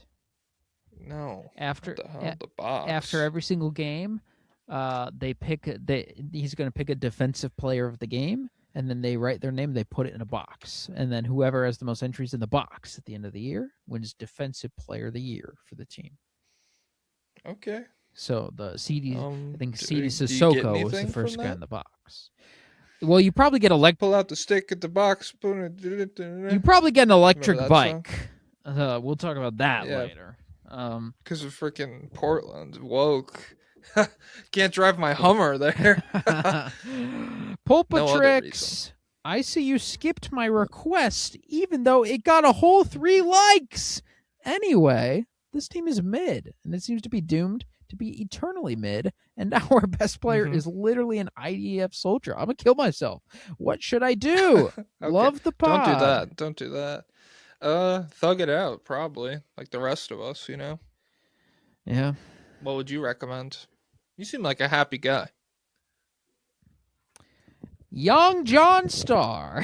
Oh, okay. Hi, Jack All and right. Pablo. With how Dame has been posting about his recovery and the Blazers about to experience new owner syndrome, I could see the Blazers trying to swing big to try and give Dame one last chance the next 2 seasons before he's completely washed, if he's not already. We'll see. With Satan's Son's value at an all-time high, Grant's contract and likely some extremely valuable Milwaukee swaps and firsts, who do you think Portland should go after? personally, I would love to see Pascal Siakam or Bam in a Blazers uniform, especially Man, since Bam and Dame are friends. If them Heat fans Dame pack. Oh, F them Heat fans Dame package. Oh yeah, you guys don't want to risk trading with those freaks again. Or even Yeah, negotiating. They're not over it. Siakam, I mean, it'd be fine, but like I just don't like neither of those guys are going to be what stands between the Blazers needle and being a real movers. contending Yeah. team. So, and I think, Yeah. If you can't get Giannis, don't do it. yeah, and yeah, I don't know how much Dame is going to have left. He is making a ton of shots in the whatever practice mode. It's all green. He's made 1,000 shots. Okay, But I'm done with them. Is there any more requests? yeah, we can screw him. We could screw them. Okay. That's not the bed. That's the box by Roddy Ricch. What time? What's the R.I.P.. timestamp? He died. No, he's just not popping anymore. Okay. R.I.P. the motion. Yeah. He What should have been at the hell, my Stream Awards, dude. If you're not at the Stream Awards, you're not popping. 119. Well, let's call it 120. Who's after them? The Warriors, 1-3 in their last 4. They beat the Bulls and they lost to the Suns, the Blazers, and the Timberwolves. 3 straight pretty ugly losses for them. What do you think Gross. about the Warriors? So 48 bomb by Steph. Wasted in a loss to Portland. 39 bomb by Steph. Wasted. 31 point, 17 field goal attempt bomb by Jimmy Butler. Mm-hmm. Wasted in a loss to Phoenix. From here on, I'm going all out. Well, yeah, he really had his Rock Lee moment. He's like, and guys, I'm done. I'm in the hospital. I'm never playing again. I'm never taking that many shots again. It's impossible on my body. I can't do it. Yeah, so they lose to the Wolves without Anthony Edwards. Steph had 39 and they lost. They lose to the Blazers, who at that point they're 5-10 over their last 15 games. Steph had 48 and they lost. They lost to the Suns on last second free throws. They had 30 from Jimmy Butler and a really efficient 18 from Podziemski, and they still lost. This was the first human Steph game of these 3. I think he had like 14 points on really bad shooting, but yeah, they had 20 turnovers against the Suns, including 11 in the second half. There was a lot of really just ugly ones, uncharacteristic, where Draymond would be like, Colin Gillespie? Is he gonna take the ball? Well, I'm just about to pass it. Hey, well, is it uncharacteristic? Because Draymond Green leads the league comfortably in turnover percentage. What the heck? At 29%. The second highest is 20. Okay, it's characteristic, I guess. The second highest is 23%, and only 7 players in the league have 18% or higher. So Draymond is just chucking it this year. Nice. But yeah, I mean, I think there's a lot of doomerism about Draymond I see on Twitter, and number one, guys, no one wants Draymond in a trade. Like they're like, we're willing to throw him in for Giannis and stuff like that. No one wants this. Shut up. This old evil man who needs Steph Curry to power him. Okay. Well, imagine if you got him next to Tyrese Maxey. Whoa. Well. Yeah. I mean, it'd be worse. Probably. Whatever. I mean, I still think he's very good defensively. I mean, there's a reason this team is. The Warriors fans need to realize you guys are still good defensively. So that So it's Steph's fault that they're not better on offense. Yeah. That's the split. Draymond takes care of the defense. Steph takes care of the offense. One of them's not carrying his weight. So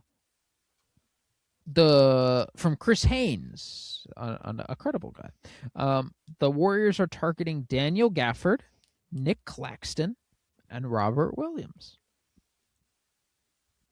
What do you think? Who would you like them to get the most? Well, Robert Williams is dead most of the time, so it's true. Hard to count on that one. Nick Claxton, I feel, is a level up from Daniel Gafford. I don't know if I don't know what assets they're giving up. Actually, I do know Yeah, I what don't know what assets they're the- giving up because over the next Draymond. yeah, Draymond and MPJ and Cam Thomas in Brooklyn, Nice. the big three. Slater bomb. Over the next month, Joe Lacob and Warriors management are expected to begin discussing the possibility of trading post-Steph Curry era picks to improve the team now. So they're going to sell out the future for the end of the Steph era, What which the heck? that'll hurt later. Why the but fuck didn't they do that when they got the second pick? that's the question. Well, because Bob Myers so I don't know if you know this. James Wiseman actually stunned Bob Myers and the Warriors top brass by speaking perfect Mandarin Chinese. James White, the top draft prospect, stuns team's scouting department by speaking perfect Chinese. I saw a screenshot today or yesterday of like Steve Kerr was in love with James Wiseman, like the pick, and they're like he even watched his college games and one high school game, and was so impressed by his athletic ability, and it just drives home further the point that the thing that we figured out years ago that they brought Anthony Edwards in for a workout, and they're like, lift the son, can't do it. Not drafting you, idiot fatty. Take this more seriously. I need you to. If you're not Atlas, I don't want you, pal. You buckle under the weight of the sky. How can you handle the expectations of a Golden State? You have 700 3-pointers. You must make them in 7 minutes. If you miss, you're out. If you're tired at the end, you're out. If you sweat at all, you're out. Oh, is James Wiseman doing the same? No, dude. It's more of it's a mental test for him. He sets screens. Oh, we know what he needs? Do you speak Chinese? No, buddy. So, yeah, which is it? Shoot like Steph or speak Chinese like James? Pick your route. That's what they brought him in. They said you have two choices right now. You could speak to me in perfect Chinese, or you could run 10 miles and make 1,000 threes over the next hour. Anthony Edwards stuns Warriors top brass with perfect Chinese at the workout. But yeah, so I don't know what they're gonna do because I don't even know. I mean, post Steph era picks are attractive because they're probably going to be a complete dumpster fire. But I don't know how far they go, and I don't know how many they can actually move. 2040 first round pick. Why isn't anybody trading those? I don't think you're allowed to yet. I forget how far in the future you could go. Okay. Well, it's not the future to make some time travel. So, Oh, has anyone tried that? I don't know. Well, if they have, they kept it a secret, and they didn't go to Stephen Hawking's party. Well, that's what I would say. I was at Stephen Hawking's party. I got the invitation, and now I run the Warriors. Let me trade the 2040. Guy who time travels and proves it by being at Stephen Hawking's party, but everyone skips over that detail because they're like, "Why'd you go to that pedophile's party?" Oh no, it's because of time travel, Ew, dude. whatever. Okay, whatever. You have to make up reasons. Yeah, I'm sure you were. Is that what you call it? You sicko. Yeah. Oh, shoot, that is actually that would be an apt name, an apt time travel for I doing don't like pedophilia. We've got to stop. Um, I'm putting my foot down. You're done. We killed you. They lead the league in 4-minute scoring droughts with 9. Well, that's good. No, so a drought is when there is they're not scoring. Well, you could be doing 4-minute scoring famines, and that'd be worse. Okay, I guess it's more of a liquid and we lead the league in implication. 4-minute scoring plagues. What do we have? Oh yeah, so Steve Kerr said that it hurts to not play Will Richard, but he has to give other guys seniority. No, you don't. And people pointed out these rules did not apply for a young Brandon Pajimski, who supplanted Klay Thompson. Well, he's spiritually, because everyone looks up for him. Everyone looks up to him. He's one of the most. So he's like, I'm 50. I might as well be in the front office, dude. Don't ask me about that. Come on. They really hate Steve Kerr, and I get why. Honestly, like, well, I do because it's just crazy. like, not everything has to be a fucking senior. Yeah, sometimes it's just a meritocracy. If you have a good player, maybe they should fucking play. I don't know.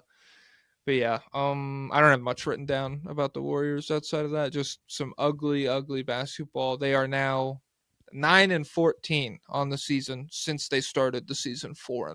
So, yeah, ugly. The Michael Jordan of drunk driving. Hello, my best friend brothers who are best friends with me and each other. Would a different coach on this... Okay, rhyme. Not your friend.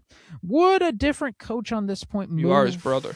Not your brother either. No, I'm not. You're probably a freaking cursed death womb painting, you freak, and I'm full human. Okay, well, that would be good because then you could have freaking more energy if you ate him. Oh. Dude, Hikari in the trailer. Oh, I've been watching. I've been watching. He's got Zoro's voice actor. Oh, okay. God. I've been watching Higurume edits. He's got motion too, dude. There's so many sick ass characters coming up. The hype is starting to build for me again a little bit. Would a different coach on this point move the needle that much? Truthfully, Kerr is dumb, No. but also could there be another coach that actually revitalizes the roster in a meaningful way? P.S. I mentioned on YouTube, but I have had a crazy connection I found out the other day. My wife went to school and knew the guy who asked Charlie Kirk his last question before he got popped. Hashtag we are Charlie Kirk. Hashtag getting neck. Okay. That dude popped up again at Erica Kirk's town hall with Barry Weiss. He came up on stage and he kind of pwned her. He came up. Yeah, I didn't watch the video, but the caption was like, he's still trying to debate. Damn. He was like, I'm very sorry for what happened.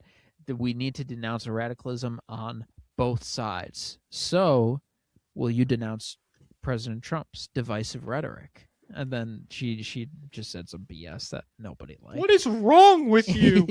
But yeah, that is crazy. That is really crazy. I listened to back in my Rooster Teeth podcast listening days. There's a guy who worked at Rooster Teeth. His name is Matt, and his aunt was in the theater that Lee Harvey Oswald... When Abraham Lincoln got shot. No, that Lee Harvey Oswald hid in when he... Whoa. You know what? I feel like we had... I feel like years ago, when this podcast first started, I also said that same piece of information, and you also said the same Abraham Lincoln thing. Dude, I think you're fucking. I think you time traveled right now to go back. I think you shifted, dude. Oh, I think you shifted from I freaking universe where you did that. I really might have shifted. Don't say I time traveled after what you. I'm not a time traveler, dude. I'm not a. Hey, and remember, Paulo Banchero's a time freezer. So, guys, do not engage with time at all. Guys, just don't mess with time. Let's just keep it. It should go. It's a river. Burn the Minutemen. Burn Project Almanac.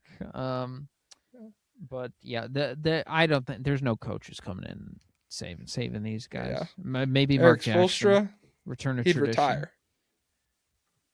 I'm done with them. Get them out of my face. Get them out of here. Embrace modernity.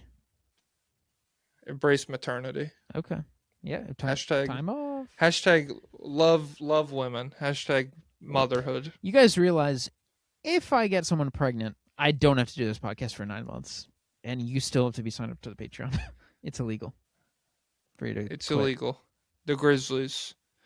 I don't have anything written down for them. They are 3-1 over their last 4. They beat the Wolves, the Clippers, the Blazers. They lost to the Jazz. What's up with the Grizz this week? Cam Spencer, 27 versus the Clippers. That white boy's been going crazy. In his last 10, he's 16, 2-5 on 64, 100 shooting splits. So he's really going nuts. So, and he's. What if he was 60? Nah, never mind. 61 or 64. 6'7"? Oh yeah, 6'7". No, I was thinking of a new number. I invented it, but I don't want to give it away. Okay, yeah, that's for my grandchildren. They'll unseal my tomb and find out the number. But yeah, he's better than Pat. And they congratulations. Jeez. What the heck? That's it's an NBA player, dude. But Ja still stinks. I don't know. Okay. It's been a long time. I'd like him to bounce back, but he's still stinking it up. Dude, he just returned. No, he didn't. They He's been beat back for weeks. they beat Minnesota, I think, without him, and Minnesota had no Edwards. And Brandon Clark is back. I thought he was dead. I had in my mind Brandon Clark's legs were gone, and he was never to walk again. We get a scheduled tweet every September where it's like Brandon Clark knee surgery. Actually, There's Sorry actually about a that. trillion fractures in his bones. Like we have to invent a new kind of glue to put this thing back. And he's freaking Humpty Dumpty. Yeah. But yeah, he played again. We call him the Lonzo Ball of Memphis. Yeah, and he came back and he started. So it's like Jesus Christ. Nice. Things are pretty dire in the Memphis front court rotation. What's really crazy about Memphis is, so Jaren is the leading scorer, but him and Ja are like 0.1 point separated. How much do you think Jaren is averaging? He's their leading scorer. Yeah, Is he at 19.4? he's at 17.8. And that's the leading scorer on the team. So I was looking at other teams. Okay. No one else is that low. Like, no, not the Wizards, not the Pelicans. Like, everyone's got at least a 20 points. Like, as someone had a 19 points.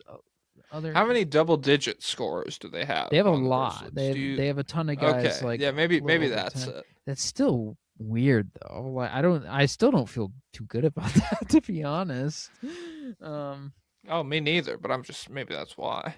Yeah, I wonder. I don't know where to search for this, so I was just picking out bad teams. But yeah, I wonder if he is the lowest leading team scorer in the league. And when's the last time a team's Guys, leading scorer was everyone this click through small? every NBA team and go find that out for us. Yeah, get on it. Here, start a thread in the comments. Say, my favorite team is blank. Our leading scorer averages this, and then we'll get one from every team. And eventually we'll find out. Then we'll have to scroll through 30 comments. Now, all right, guys, pick 7 teams each. Okay. Yeah, each of you. Okay, divide it up. Do a little group project in the comments, please. Yep. Make a wheel and to assign teams. And if you don't, honestly, block us. But just keep the credit card on file. Yeah. Well, okay. No. Because if you unsubscribe, you're broke. Yeah. Yeah. Yeah. If you ever unsubscribe from the Patreon, you don't have $1 to your fucking name, loser. Yeah. Unless you lose your job, then you can do it, I guess. Well, it depends why and which job. So. You time traveler, dude. Yeah. We don't want get your money. that job out of there. Screw the Grizzlies. There's no lobbyists. Yeah. Let's keep it. And if someone's listening and they say, "But I posted Grizzlies," not when I saw it. Not when there were only 29 comments. So. Yeah. Yeah. Because you're trying to hop on the freaking bandwagon, yeah, dude. And we're with the day one. Yeah, Grizzlies are 3-1, and now you're trying to get back in. But when we were 0-4, the data center was turning everything to sand. You weren't with us, were you? Mm-hmm. Yeah, I was eating sand. And you were eating lobster. Yeah, I'm powered by sand. I adapted. You can't do that. It takes generations. My stomach turns sand to fucking glass, dude. Yeah. You have no idea the kind of shit I'm on. Yeah, and that's good. It's good to have glass in me. It's good. It's good. My stomach's fucking see-through, bitch. Goddamn. All right. The Suns are 2-2 in their last 4. They beat the Wolves and the Warriors. They lost to the Thunder and the Lakers. They beat the Warriors on game-winning free throws. Devin Booker back in the lineup after injury. Woo! Missed 2 games with an injury. He had back-to-back 25-point games for the first time since November 16th. Did you got any stuff on them? I only have one thing.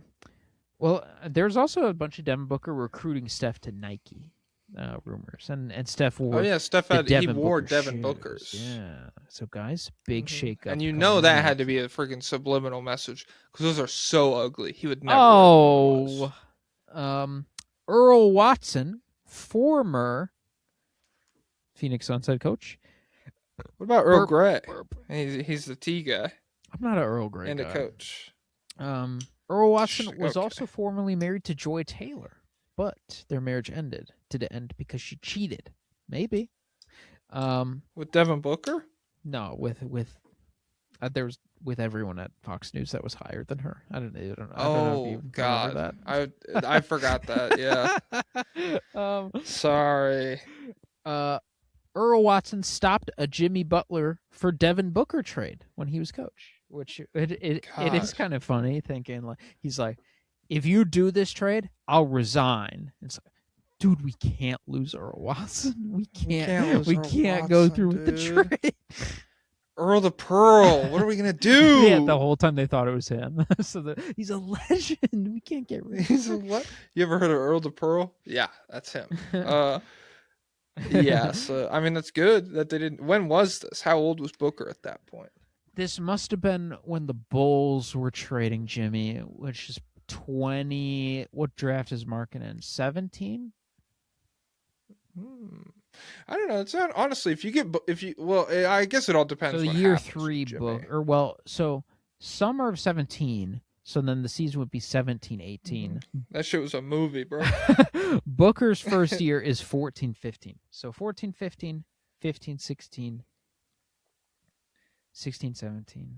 So is he in year 4 by then? I don't know. Years are tough, guys. We're not time travelers. Honestly, I can't. I just stay away from time. To be honest. Yep, it's man-made. Don't need it.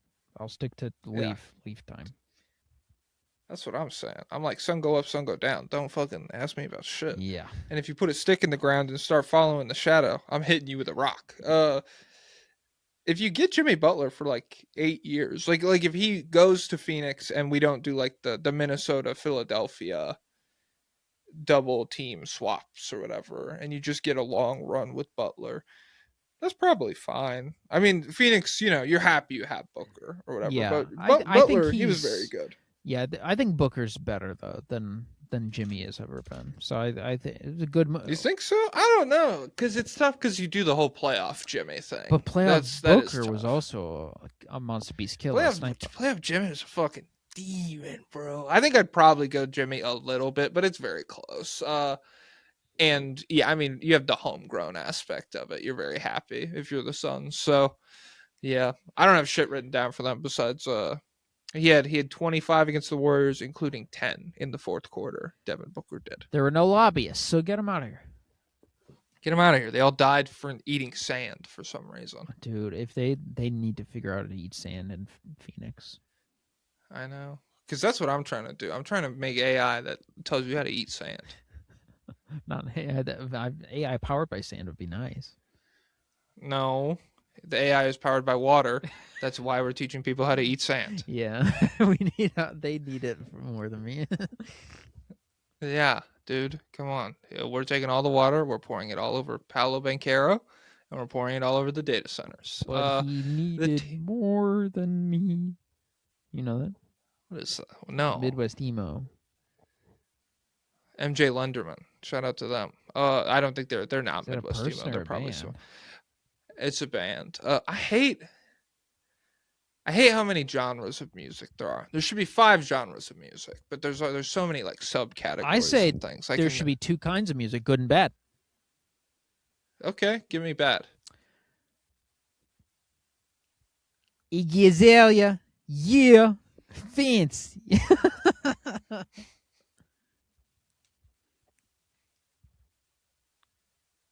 Okay, the Wolves, 3-1 over their last 4. They beat the Thunder, the Kings, the Warriors. They lost to the Grizzlies. Second row Finch. God. He got himself ejected so he wouldn't have to get embarrassed by Dagnall. Here's a new nickname, the Nosebleed. That's where the he's freaking coaching Nosebleed. from. He was tweaking. I don't know if you're allowed to say that. He was being unprofessional. That's what he was doing. He called the refs a piece of shit. Did you see it happen? He like followed them out onto the floor after a no call on Julius Randle. He like sprinted. It's like he was running the fast break with everybody. Hey, but the guys were playing for him. Yeah. And so Demon Micah Nori let his nuts hang after Finch got ejected. Yeah, I mean, he's got plenty of reps. It was just another Wednesday for him. Yeah. He's like, oh, guess I got another one of these. Okay, fine. Oh, yes, Anthony Edwards' first game back from a right foot injury. He had 26 and 12 with 5 stocks on 57% true shooting. He was the only Wolves player to score at least 20 points, but they did have 5 other guys in double digits. It was a really bad Julius Randle game. They're just a really bad matchup for him, I think. He had 19 on 43% true shooting, but he did get 6 free throws in the fourth quarter, so that was good. And yeah, I mean, they beat the Thunder, so who gives a fuck what happened, like what your team did? If you beat the Thunder, massive W. And he made a clutch 3, got a clutch block, so it's in literally the coolest fashion possible. So, epic. Hall of Famer Kevin Garnett is officially reuniting with the Timberwolves and the Lynx in a new all-encompassing role involving business, community efforts, and content development. Okay. So That sounds like a real job. So, yeah, that stuff. I don't know what he's gonna do. He's gonna make hype videos. He gets a. Hey, if you're that good at basketball for one team that's really bad the whole time, they should be obligated to give you like a fake email job for as long as you remember want. he thought he was gonna get ownership. Like they told him he'd be the owner whenever they sold next, and then that did not happen. His long-awaited number 21 Wolves jersey retirement is finally going to happen in Minnesota. So epic. Nice, that's great. Bones. Oh, Nuggets legend Bones Highland. Yep, he's playing well. He is playing very well. He's scoring like 15 every game, getting a couple assists. I mean, yeah, he seems like the answer for them at point guard. They don't need a world beater. They just need a pretty good guy, and he's been pretty good for them. He shot the 3 really well. He was huge in the first half of this game. He was like the reason they went into halftime tied. It seemed like, and yeah, he's a very good blend of he can get off the ball, he can hit threes, but if you put it in his hands, he can get busy. That's what they say. Someone posted an article about Rob Dillingham, and they said about his defense. They were saying he's a positive defender. I didn't read it yet though. But we only have one lobbyist request from Mr. Worm, and all he wrote is Anthony. All he wrote is Mr. All he wrote is Anthony Edwards. Who's that? That's the best player in the NBA. Because he hit Mr. Worm. Okay, he blocked Shea and he hit a 3, and then he beat. He did, and then he posted on his burner. Did you see that? What was that? A missed FaceTime call from Shea? Yeah, Shea apparently called him, and Ant screenshotted it and said, "I'll hit you when the highlights finish uploading, little guy." Which, what do you think? Is it cool or is it cringe? No, he's cool. Whatever he does is cool. Yeah. What if Shea did it? Well, I still think Shea is cool, but it depends. What if Donovan Mitchell did it? If he posted, it would come off more happy-go-lucky. Oh. It'd be cringe. Oh, okay. Well, he's dating Coco Jones. He's cool. Well, that's cool. Whatever. Okay, 140. And you know he outmeets Shea. No, I don't know that. I don't know that. Okay. And that was also freaking trick of the light. What? You've clearly never done photography. You could do that with light? Yeah, dude. And a fluffer. Donovan Mitchell clearly cares about that kind of stuff. Whereas Shea. Yeah, Shea had more nonchalant meat. Donovan Mitchell. That's what I'm saying, dude. Donovan Mitchell's like, oh, dude, you're taking a picture. Let me meet up real quick. It's like, dude, chill. Yeah, it's clear only one of those guys knew they were gonna meet off. Yeah, and so let Shea freaking let him know ahead of time. Oh my god, you'll be shocked. You'll be shocked.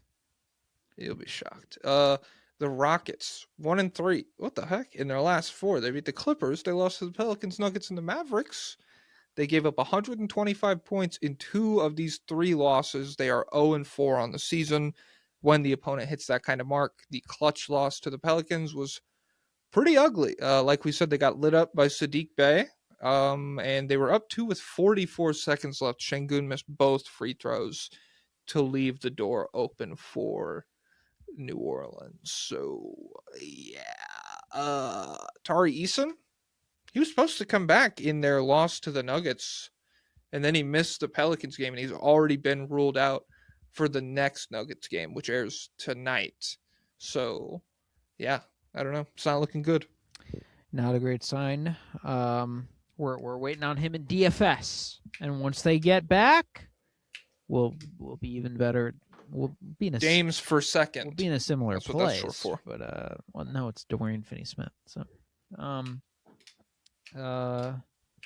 yeah, their fans are melting down recently. I did see this. Yeah, shout out to Biased Houston on Twitter. He had a good tweet where he was like, because it's like Civil War. Like everyone has their Rockets fan that they like, and it's not their fault that the Rockets are. Even though this is like it's not a fake rough patch, but it's like not the end of the world if you have like a little stretch of bad basketball. They're down to 5th seed, but they're still in the same tier as all those guys besides OKC. And Bias Houston was just like, it's your favorite player's fault that we lost tonight. I don't care who it is, it's his fault. Yeah, they're tweaking. Bro, they're unprofessional. You can't say that. They are down. Oh wait, no. Where's my thing? Oh yeah. So the Rockets have been granted a $12.5 million disabled player exception for Fred VanVleet. So I don't know how much they can actually do with that. I don't even know how you use that. I think they have to get below the apron before they can use it. So I don't know. That sounds like they'd have to be doing some maneuvering. But yeah, they're stinking it up. Doesn't really matter. They are what they are. Nothing's gonna change. Reed's been kind of mid though, which is tough. Lightning, his hair was standing up and it's gone back down. Shoot, but there are still thunderclouds around. He put some rubber on to protect himself. Idiot. Fuck, he put a condom on, dude. Oh, damn. Will Skillet. Fuck my stupid Chungus life. I'm not even saying hi. My life is ruined. We lost to the Pelicans. I'm a bitch. Somalis run Minneapolis. I still don't have Pablo's address.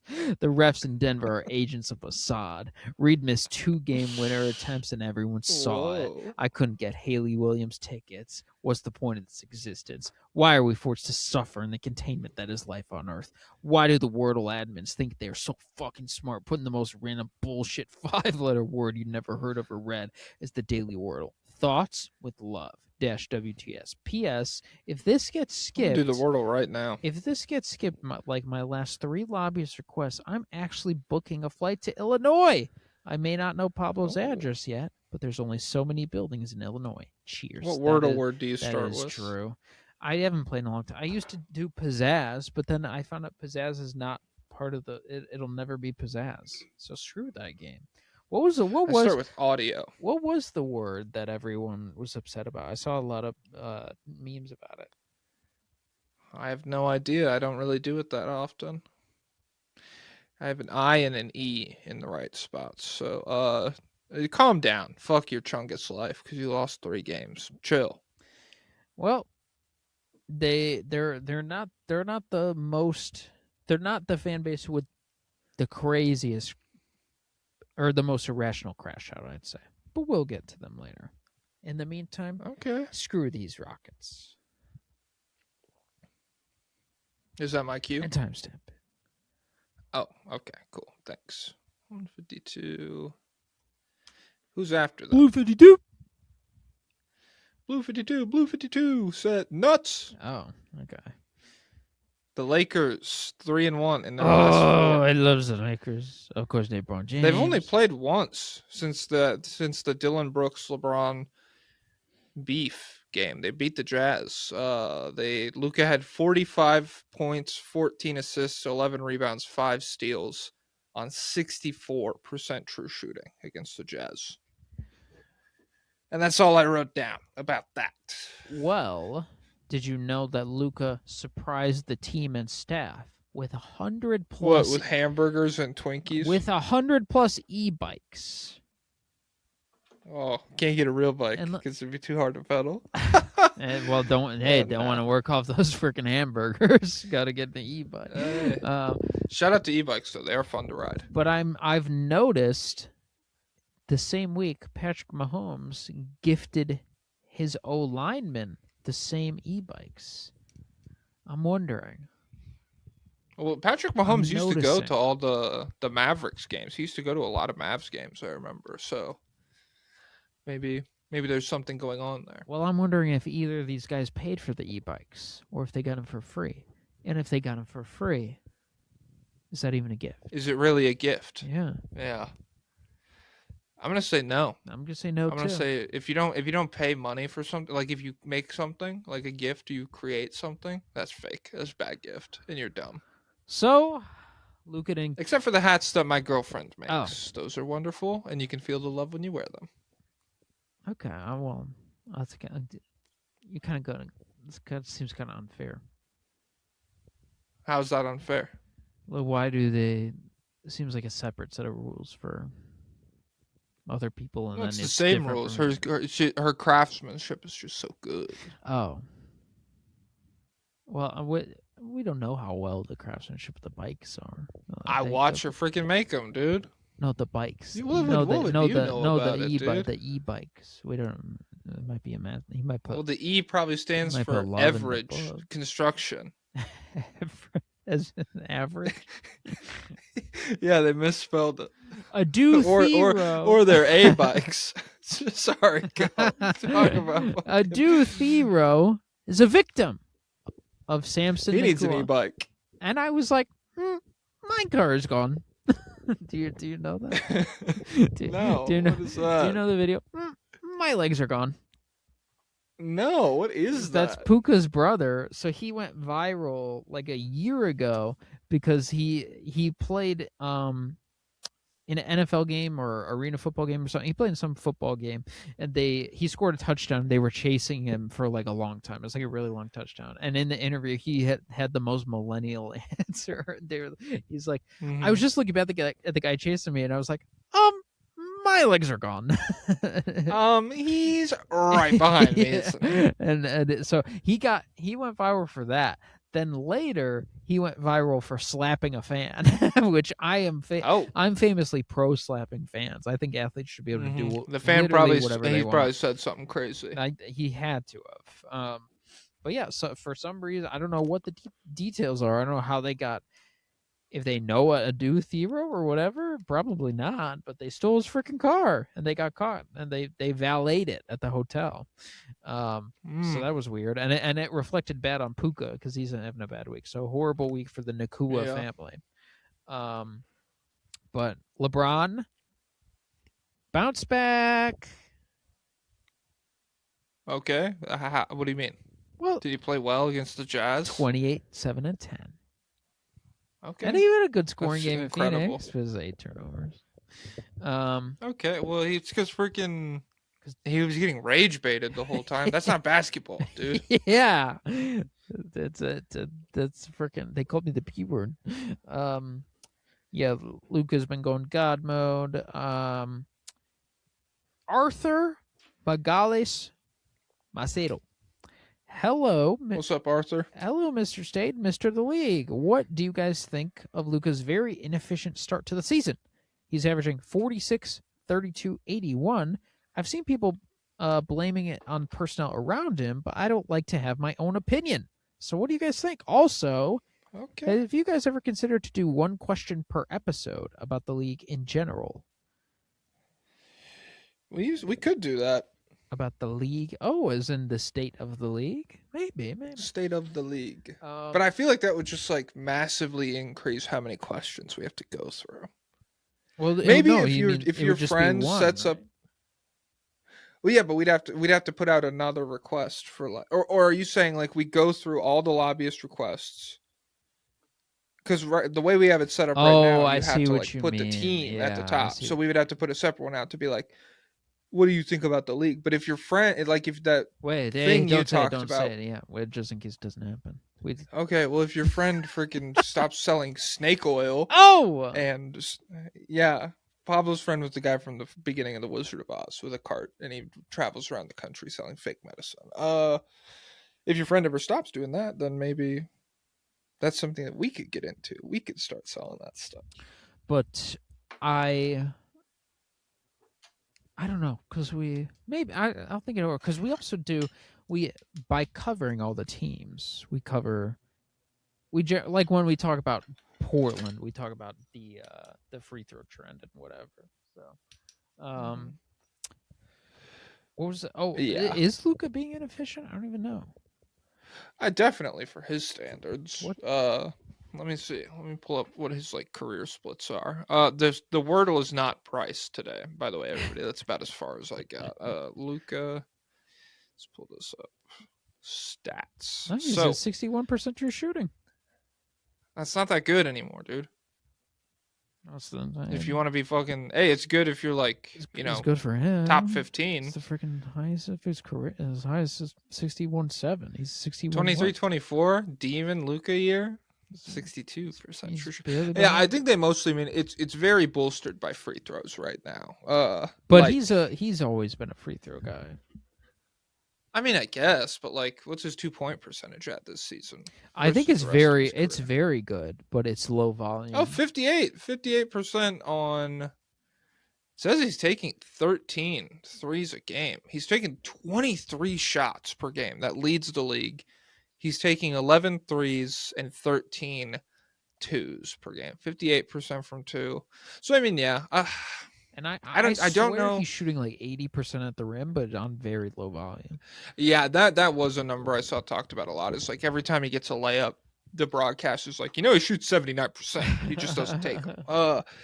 Yeah, I don't know. I think he probably just feels inefficient when you're looking like When you're chucking that Jokic and Shea are like 80% true shooting or whatever. Like it feels like they make every shot they take sometimes. Whereas Luka, yeah, he's volume shooting right now. It is a lot of shots to put up, but it could be worse, I guess. I don't know. Luka Skuka Enjoyer. Forgive me, my glorious king, for saying this, but Peter and Lois, what do you think about my current Lakers and the stats with and without my glorious king? While I admire LeBron, I love my Lakers unconditionally. What moves do you think could be made around our current roster? And what is to be said about LeBron retiring after this year?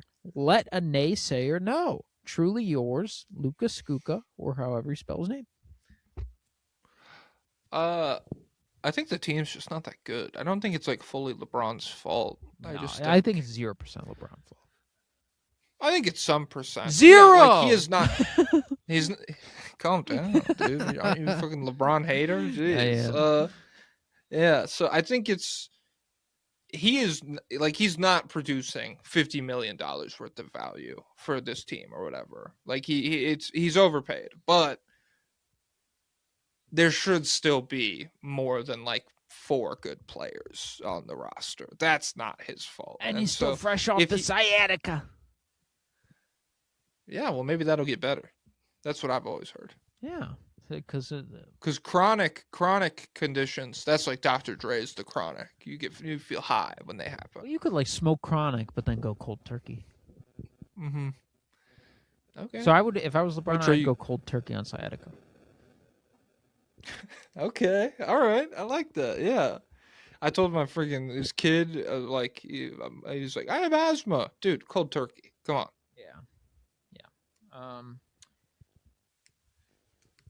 Whatever moves.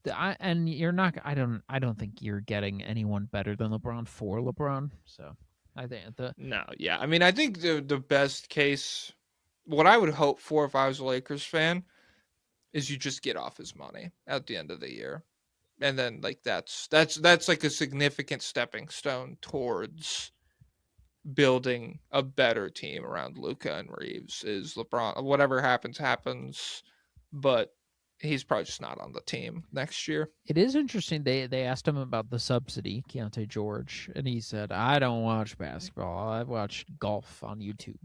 So I watch golf YouTubers. So nice. He's talking about Dude Perfect trick shots. He doesn't watch he's not watching like Phil Mickelson. LeBron would be the target audience of Dude Perfect. he's in awe of every shot. No way. He comes on Mind the Game. He's like, this shit is crazy, man. 100 yards out. Using No, his he fucking hole in photographic one, dude. memory descriptions for just the stupidest trick shots. He threw a Trampoline frisbee there. through a window into the washing machine, dude. All while singing. But yes, so I don't think he's retiring, but maybe next year might be the last year. I don't know. Depends on the sciatica. Yeah. Any other requests? No, to get these guys out of here. I wonder if I can. Okay, 204.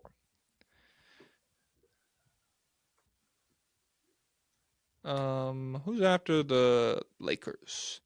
The Spurs. Lakers got freaking jumped, dude. Because the Spurs are 4-0 in their last 4 games. They beat, I don't know who they beat, but the Knicks game doesn't count. That's what I wrote down. Because it's fake. It doesn't count towards their record. But it does count towards Wemby's 65 games. So he has, I don't know if he could get it. He has 6 games left that he can miss. Is there any chance he doesn't miss 6? No. He's definitely missing 6. Shut up, dude. He's definitely missing 6, dude.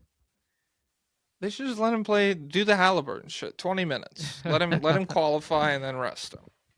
Oh wait, so he is playing lower minutes, and he's still coming off the bench. So are these he is. not He's ramping counting? back up. No, I think 20 minutes is the bar. I don't know if he's played 20. I think he might have played 18 in one of these. Let me check. No, he was 20 from the jump in OKC. 20 was his minutes restriction in the OKC game. So if he played 18, maybe he did against the Wizards. I don't know. He played 21 against Atlanta, and he played 17 against the Wizards. Fuck. Okay. No! Well, that's just the Alex Sarr effect. You know, it's not He was worth dunking it him? because we don't want to lose. We don't want to lose aura by going out there and getting fucking mogged by the real Frenchman. Brother. Against the Hawks, 22 minutes. He did have 26 points, 12 rebounds, 3 assists, 3 stocks on 72% true shooting. What a demon. They beat the shit out of the Hawks. They held their opponent for under 100 points for the 3rd time this season. And then against the Wizards, Dylan Harper, career high 24 points on 84% true shooting, including the Knicks game.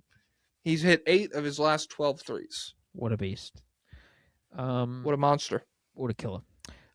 Nick Wright is gearing up to be a Wemby. A Wemby enemy. A Wemby? A Wemby. Well, how'd that fucking work when he did it with Jokic? Yeah, I mean, I don't even know if he is aware. New op of pack that. in the air, this gas or what? He said, I don't need to be talked down to or lectured about ethical basketball or which teams have sophisticated offenses from a 20-year-old French kid who's never won anything. Okay. Okay. Yeah, you'll see. Okay. Yeah. Wait, so what are your qualifications? Well, he's one of the top shows on Fox Sports 1. Yeah, but what does he want? Probably maybe show of the year or something. What percent Spotify video podcast is he? I don't Whoa, why am I doing thumbs down right now? Whoa. What the hell? Whoa. Ghost just gave me And guys, fuck by it, the I'm way, counteracting it. Netflix, you need more podcasts. We're available for a much cheaper price than The Ringer. They had to pay 8 figures to Barstool. Dude, we- Ryan Russillo? We will be good for. And I'm not breaking in anywhere. We will be good for 5 figures, dude.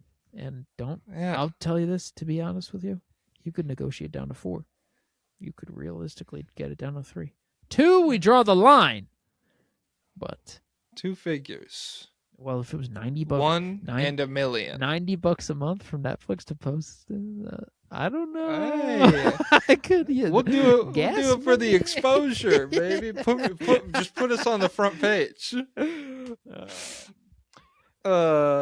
Yeah. So other than that, yeah, the Spurs, they lost the next game, and then they've had 2 good games. Any requests for them? Fahrenheit 451. Hey, Jack Ball and Pablo Star. As far as I know, the Spurs lead the league in combo nicknames. In your opinion, which ones are goated and which ones are slightly less goated? Area 51, Fox and the Hound, because Wemby got that dog in him. French Vanilla, Okay. Wemby plus Cornet. White Castle, Cornet plus Castle. Pineapple Bros, Castle plus Vassell. Slash Brothers, Castle plus Harper. Mm-hmm. And do you have a nickname for Wemby and Harper? You know, I'll go on record. I'm not into it. It's too many.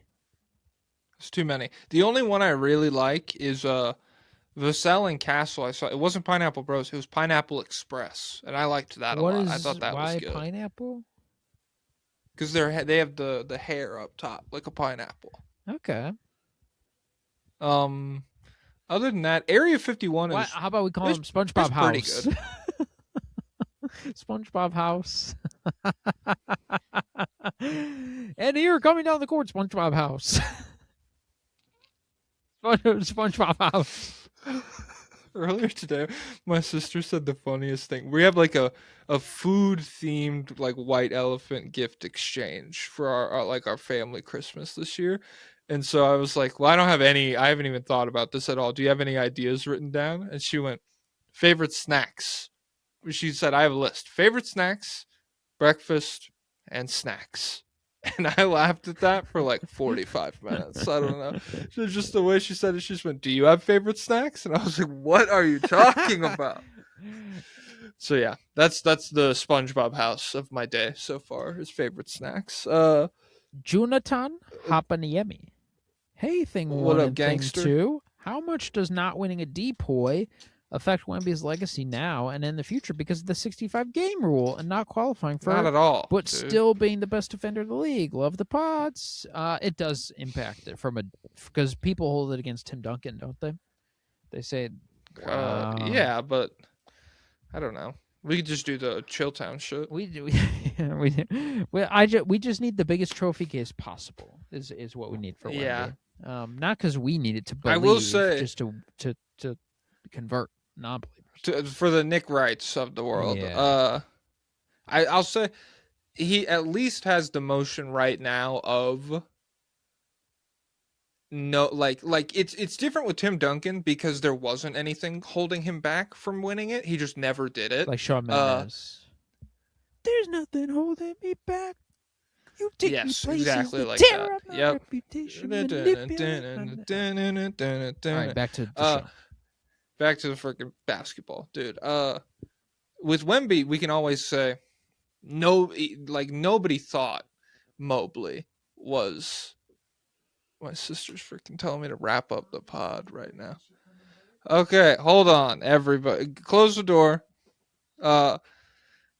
Wemby, yeah, he could just say, I'm the best defender in the world, pretty much. And I lost my train of thought. Shoot, Fuck! dude, we really have to wrap it up. I just got a text that said, I've got cheese pizza. So we're going to really have to wrap this up. All right, I'm timestamping. Well, wait. We have one more from a new lobbyist. Elio! Oh, Hey, Jack and fuck. Pablo, Like the long-time movie? fan, first-time lobbyist. What are your thoughts on Spurs culture and specifically how they tend to be stubborn in terms of sticking with their picks, promote internal growth, and reward their loyalty? Keldon, Sohan, Kessel. How much do you guys think these kinds of environments affect winning? Love the pod, and greetings from fascist Jakarta. Hey. Whoa, you're in Jakarta? Yeah, Shout out I to the didn't know- I Jakarta didn't know- method. I'm sorry that happened Shoot, there. I didn't know they were fascist. Shoot. Yeah, the CIA stepped in. What was the question even? Spurs culture? And how they really are like the Pacers, but they just get lucky in the draft and they've bottomed out. And so it's easy to operate that way when you always have a superstar. Like they've always had someone worth building around, from Robinson to Duncan to Ginobili to I'm skipping Parker to Kawhi and now to Wemby. And it can be frustrating, but I mean, I don't think it's really held them back at all because they don't ride with guys too long. It feels like the way the Warriors do. Yeah, I agree with that. Any other requests? Nope. All right. The Nuggets. Oh my God, demons. They're 4-0 over their last 4. They beat the Magic, the Rockets, the Kings, and the Hornets. Peyton Watson might be hurt. They got a epic win over the Rockets where the refs were very fair, and sometimes Sometimes you just gotta freaking focus on the basketball. Rockets fans, you guys are too focused on the extracurricular shit about like, oh, they're cheating. Shut up, dude. Come on, freaking go win the game, dude. How about that? Jokic set the career center assist record. So it's official. He's become the best passing center in ever. Ever, even better than Kareem, who he passed. Yep. And it actually took Kareem 80,000 games. Jokic did in 4, I think. It rocks how every other passing big before him was like Arvydas Sabonis, 20 career games. Who the fuck? was the guy in Mehmet Portland? Okur. No, Bill. Bill What's his Walton. last name? Bill Walton, Demon, but he was injury riddled his whole career. Yeah, the only Not guys who enough pass games, usually so- have broken feet. So he's avoided the passing broken foot curse Yeah. for the big men. Jamal Murray's still playing out of his mind. Jokic fouled out in overtime of this Rockets game, and Jamal Murray was able to lead them to the victory, to the Wow. freaking victory royale. So that was based. We've got one lobbyist, Patreon famous Pablo Escobar. Hey guys, all right, you got me. I've been Patreon famous Pablo Escobar the entire time. No more Nikola Jokic is stable for me. For my question, and guys, this is a case of mistaken identity. Don't listen to this fraud It's schmuck. identity theft. For my question, I'll leave some open topics. What? Great. Jamal Murray Thanks. All NBA season. Is Spencer Jones a 3-and-D God player already? Are there other teams to play, or will the Nuggets only play the Rockets and Kings? Thanks, Patreon famous Pablo Escobar. Well, it's open, so we'll deliberate on it. Thanks. Yeah, I think I'll just I think I'll internally ponder those. Yeah. Jamal Murray All NBA, that'd be cool. Spencer Jones is a demon. Nuggets will play other teams. Those are my official takes. No, they're only playing Thunder. What? Are we out of here? We have to do the Thunder, dumbass. Ah! Dude, they lost. It's easy to talk about. Where are these idiots in my notes? Okay, so all that matters is they lost to the Wolves last night. Another Lou Dort and another J-Dub stinker. Offensively, they combined for 28 points on 9 of 28 shooting in this game, including a combined 2 points on 0 of 7 shooting in the fourth quarter. The only points they scored between those two guys were J-Dub free throws. Shea still had 35 and 7 assists on 59% true shooting. Did have 3 turnovers, which for him is terrible. Did get blocked by Anthony Edwards. Did get freaking embarrassed on social media after the game on the burner account. I wrote down, could Lou Dort be this year's Josh Giddey for the Thunder? What do you think? There's a lot of doomerism surrounding him. I don't know, because he's still good on defense. So I think Yeah, it's just this thing of like Dagnall is like he's playing. yeah. He's playing. Down the stretch of whatever game, no matter the situation, Lou Dort's playing.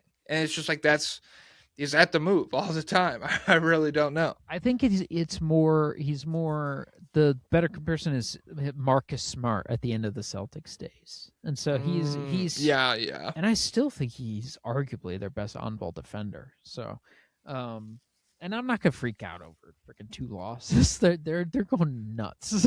All the Thunder fans. Yeah. I mean, they just have nothing. Like, it's like, yeah, they've been in a dark room all season, and somebody just threw a flashbang in, and it's like, holy fuck, what do we do? And everyone stunk it up offensively except Shea. It was we had talked it with they've had these games the past couple of years, but it just hadn't happened this year until now. Yeah. We get this. Yeah, the floor of everybody is still very bad. Like, everyone can play poorly at the same time, definitely. Oxtail Demon, Ola, Lou Dort, and they put a star instead of the O, is a terrorist. He's actively Could be Lou Dirt. Oh, could. Oh, well, that kind of changes the Lou Dart? question. Well, no, because Okay, it's a keep question going. about My fault, it's a my question fault. about the Thunder. So I think it's Lou Yeah, it Dort. wouldn't make sense. He's actively hindering the team at this point, and Casey Wallace is already better than him. Do you think there's any kind of Dort for MPJ move possible to add more shooting threat? Please. I don't think that would be good. I think Hey, no, get a bad defender out on the floor. That'd be dope. you guys, you have the locked door with no key. You'd be acquiring a key, and it's like, Yes. I think we're okay. I think A key that could get hurt. yeah. Ave balls or Ave balls. Happy holidays, fellas. It's Christmas. They're around here.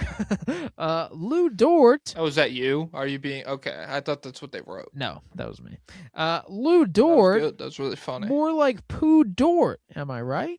Anyways, why the heck does this team freeze up in these clutch games sometimes? I'm a little Because worried. they're freaking not built. Because Wemby was right. They're not built for these moments, dude. They're not We know this. They're not sophisticated. They're not sophisticated. That's why they only have freaking one championship, dude. I'm a little worried that this 3-point issue we have had is lingering on for too long, but I'm not sure who we could even trade for to fix it. Do you guys think Sam Presti will hope it doesn't matter as much in the playoffs like last year? Or could you see us making a move? Cheers. If more losses follow, maybe something's done. But for now, chill, dude. Yeah, chill. I also think with the MPJ thing, it's just a lot of money. Like they have their books set up pretty particularly, and he is like, you get this year and then you have next season, and then I think his contract is over, so it wouldn't like ruin everything, but it would change things. So yeah. If they move off Dort, I think it would be a preemptive financial move and not because. Yeah. Like I think internally, like. I don't know. They're obviously still good enough to win the championship. Like, you don't need to change anything. And I think with most moves, it's probably a bigger risk to do like a significant shakeup than it is to just be like, okay, this is a flaw in our team that we need to accept. We're not a perfect basketball team. I don't know. Yeah. That's it for these idiots. That's it? That's it for these idiots. So now we're done. Now we're out of here. Do you have any final words of wisdom? Never. Guys, hold on 1 second. Let me see. I'm typing smart quotes. Let's see. Going to Reddit. Holy shit. This is so many. There's no good quotes here. Smart quotes for smart people. It's loading. Hold on. Okay. This isn't working. So David Robinson, take it away. Basketball is an endurance race. Whoever's got something left to give in the fourth quarter wins.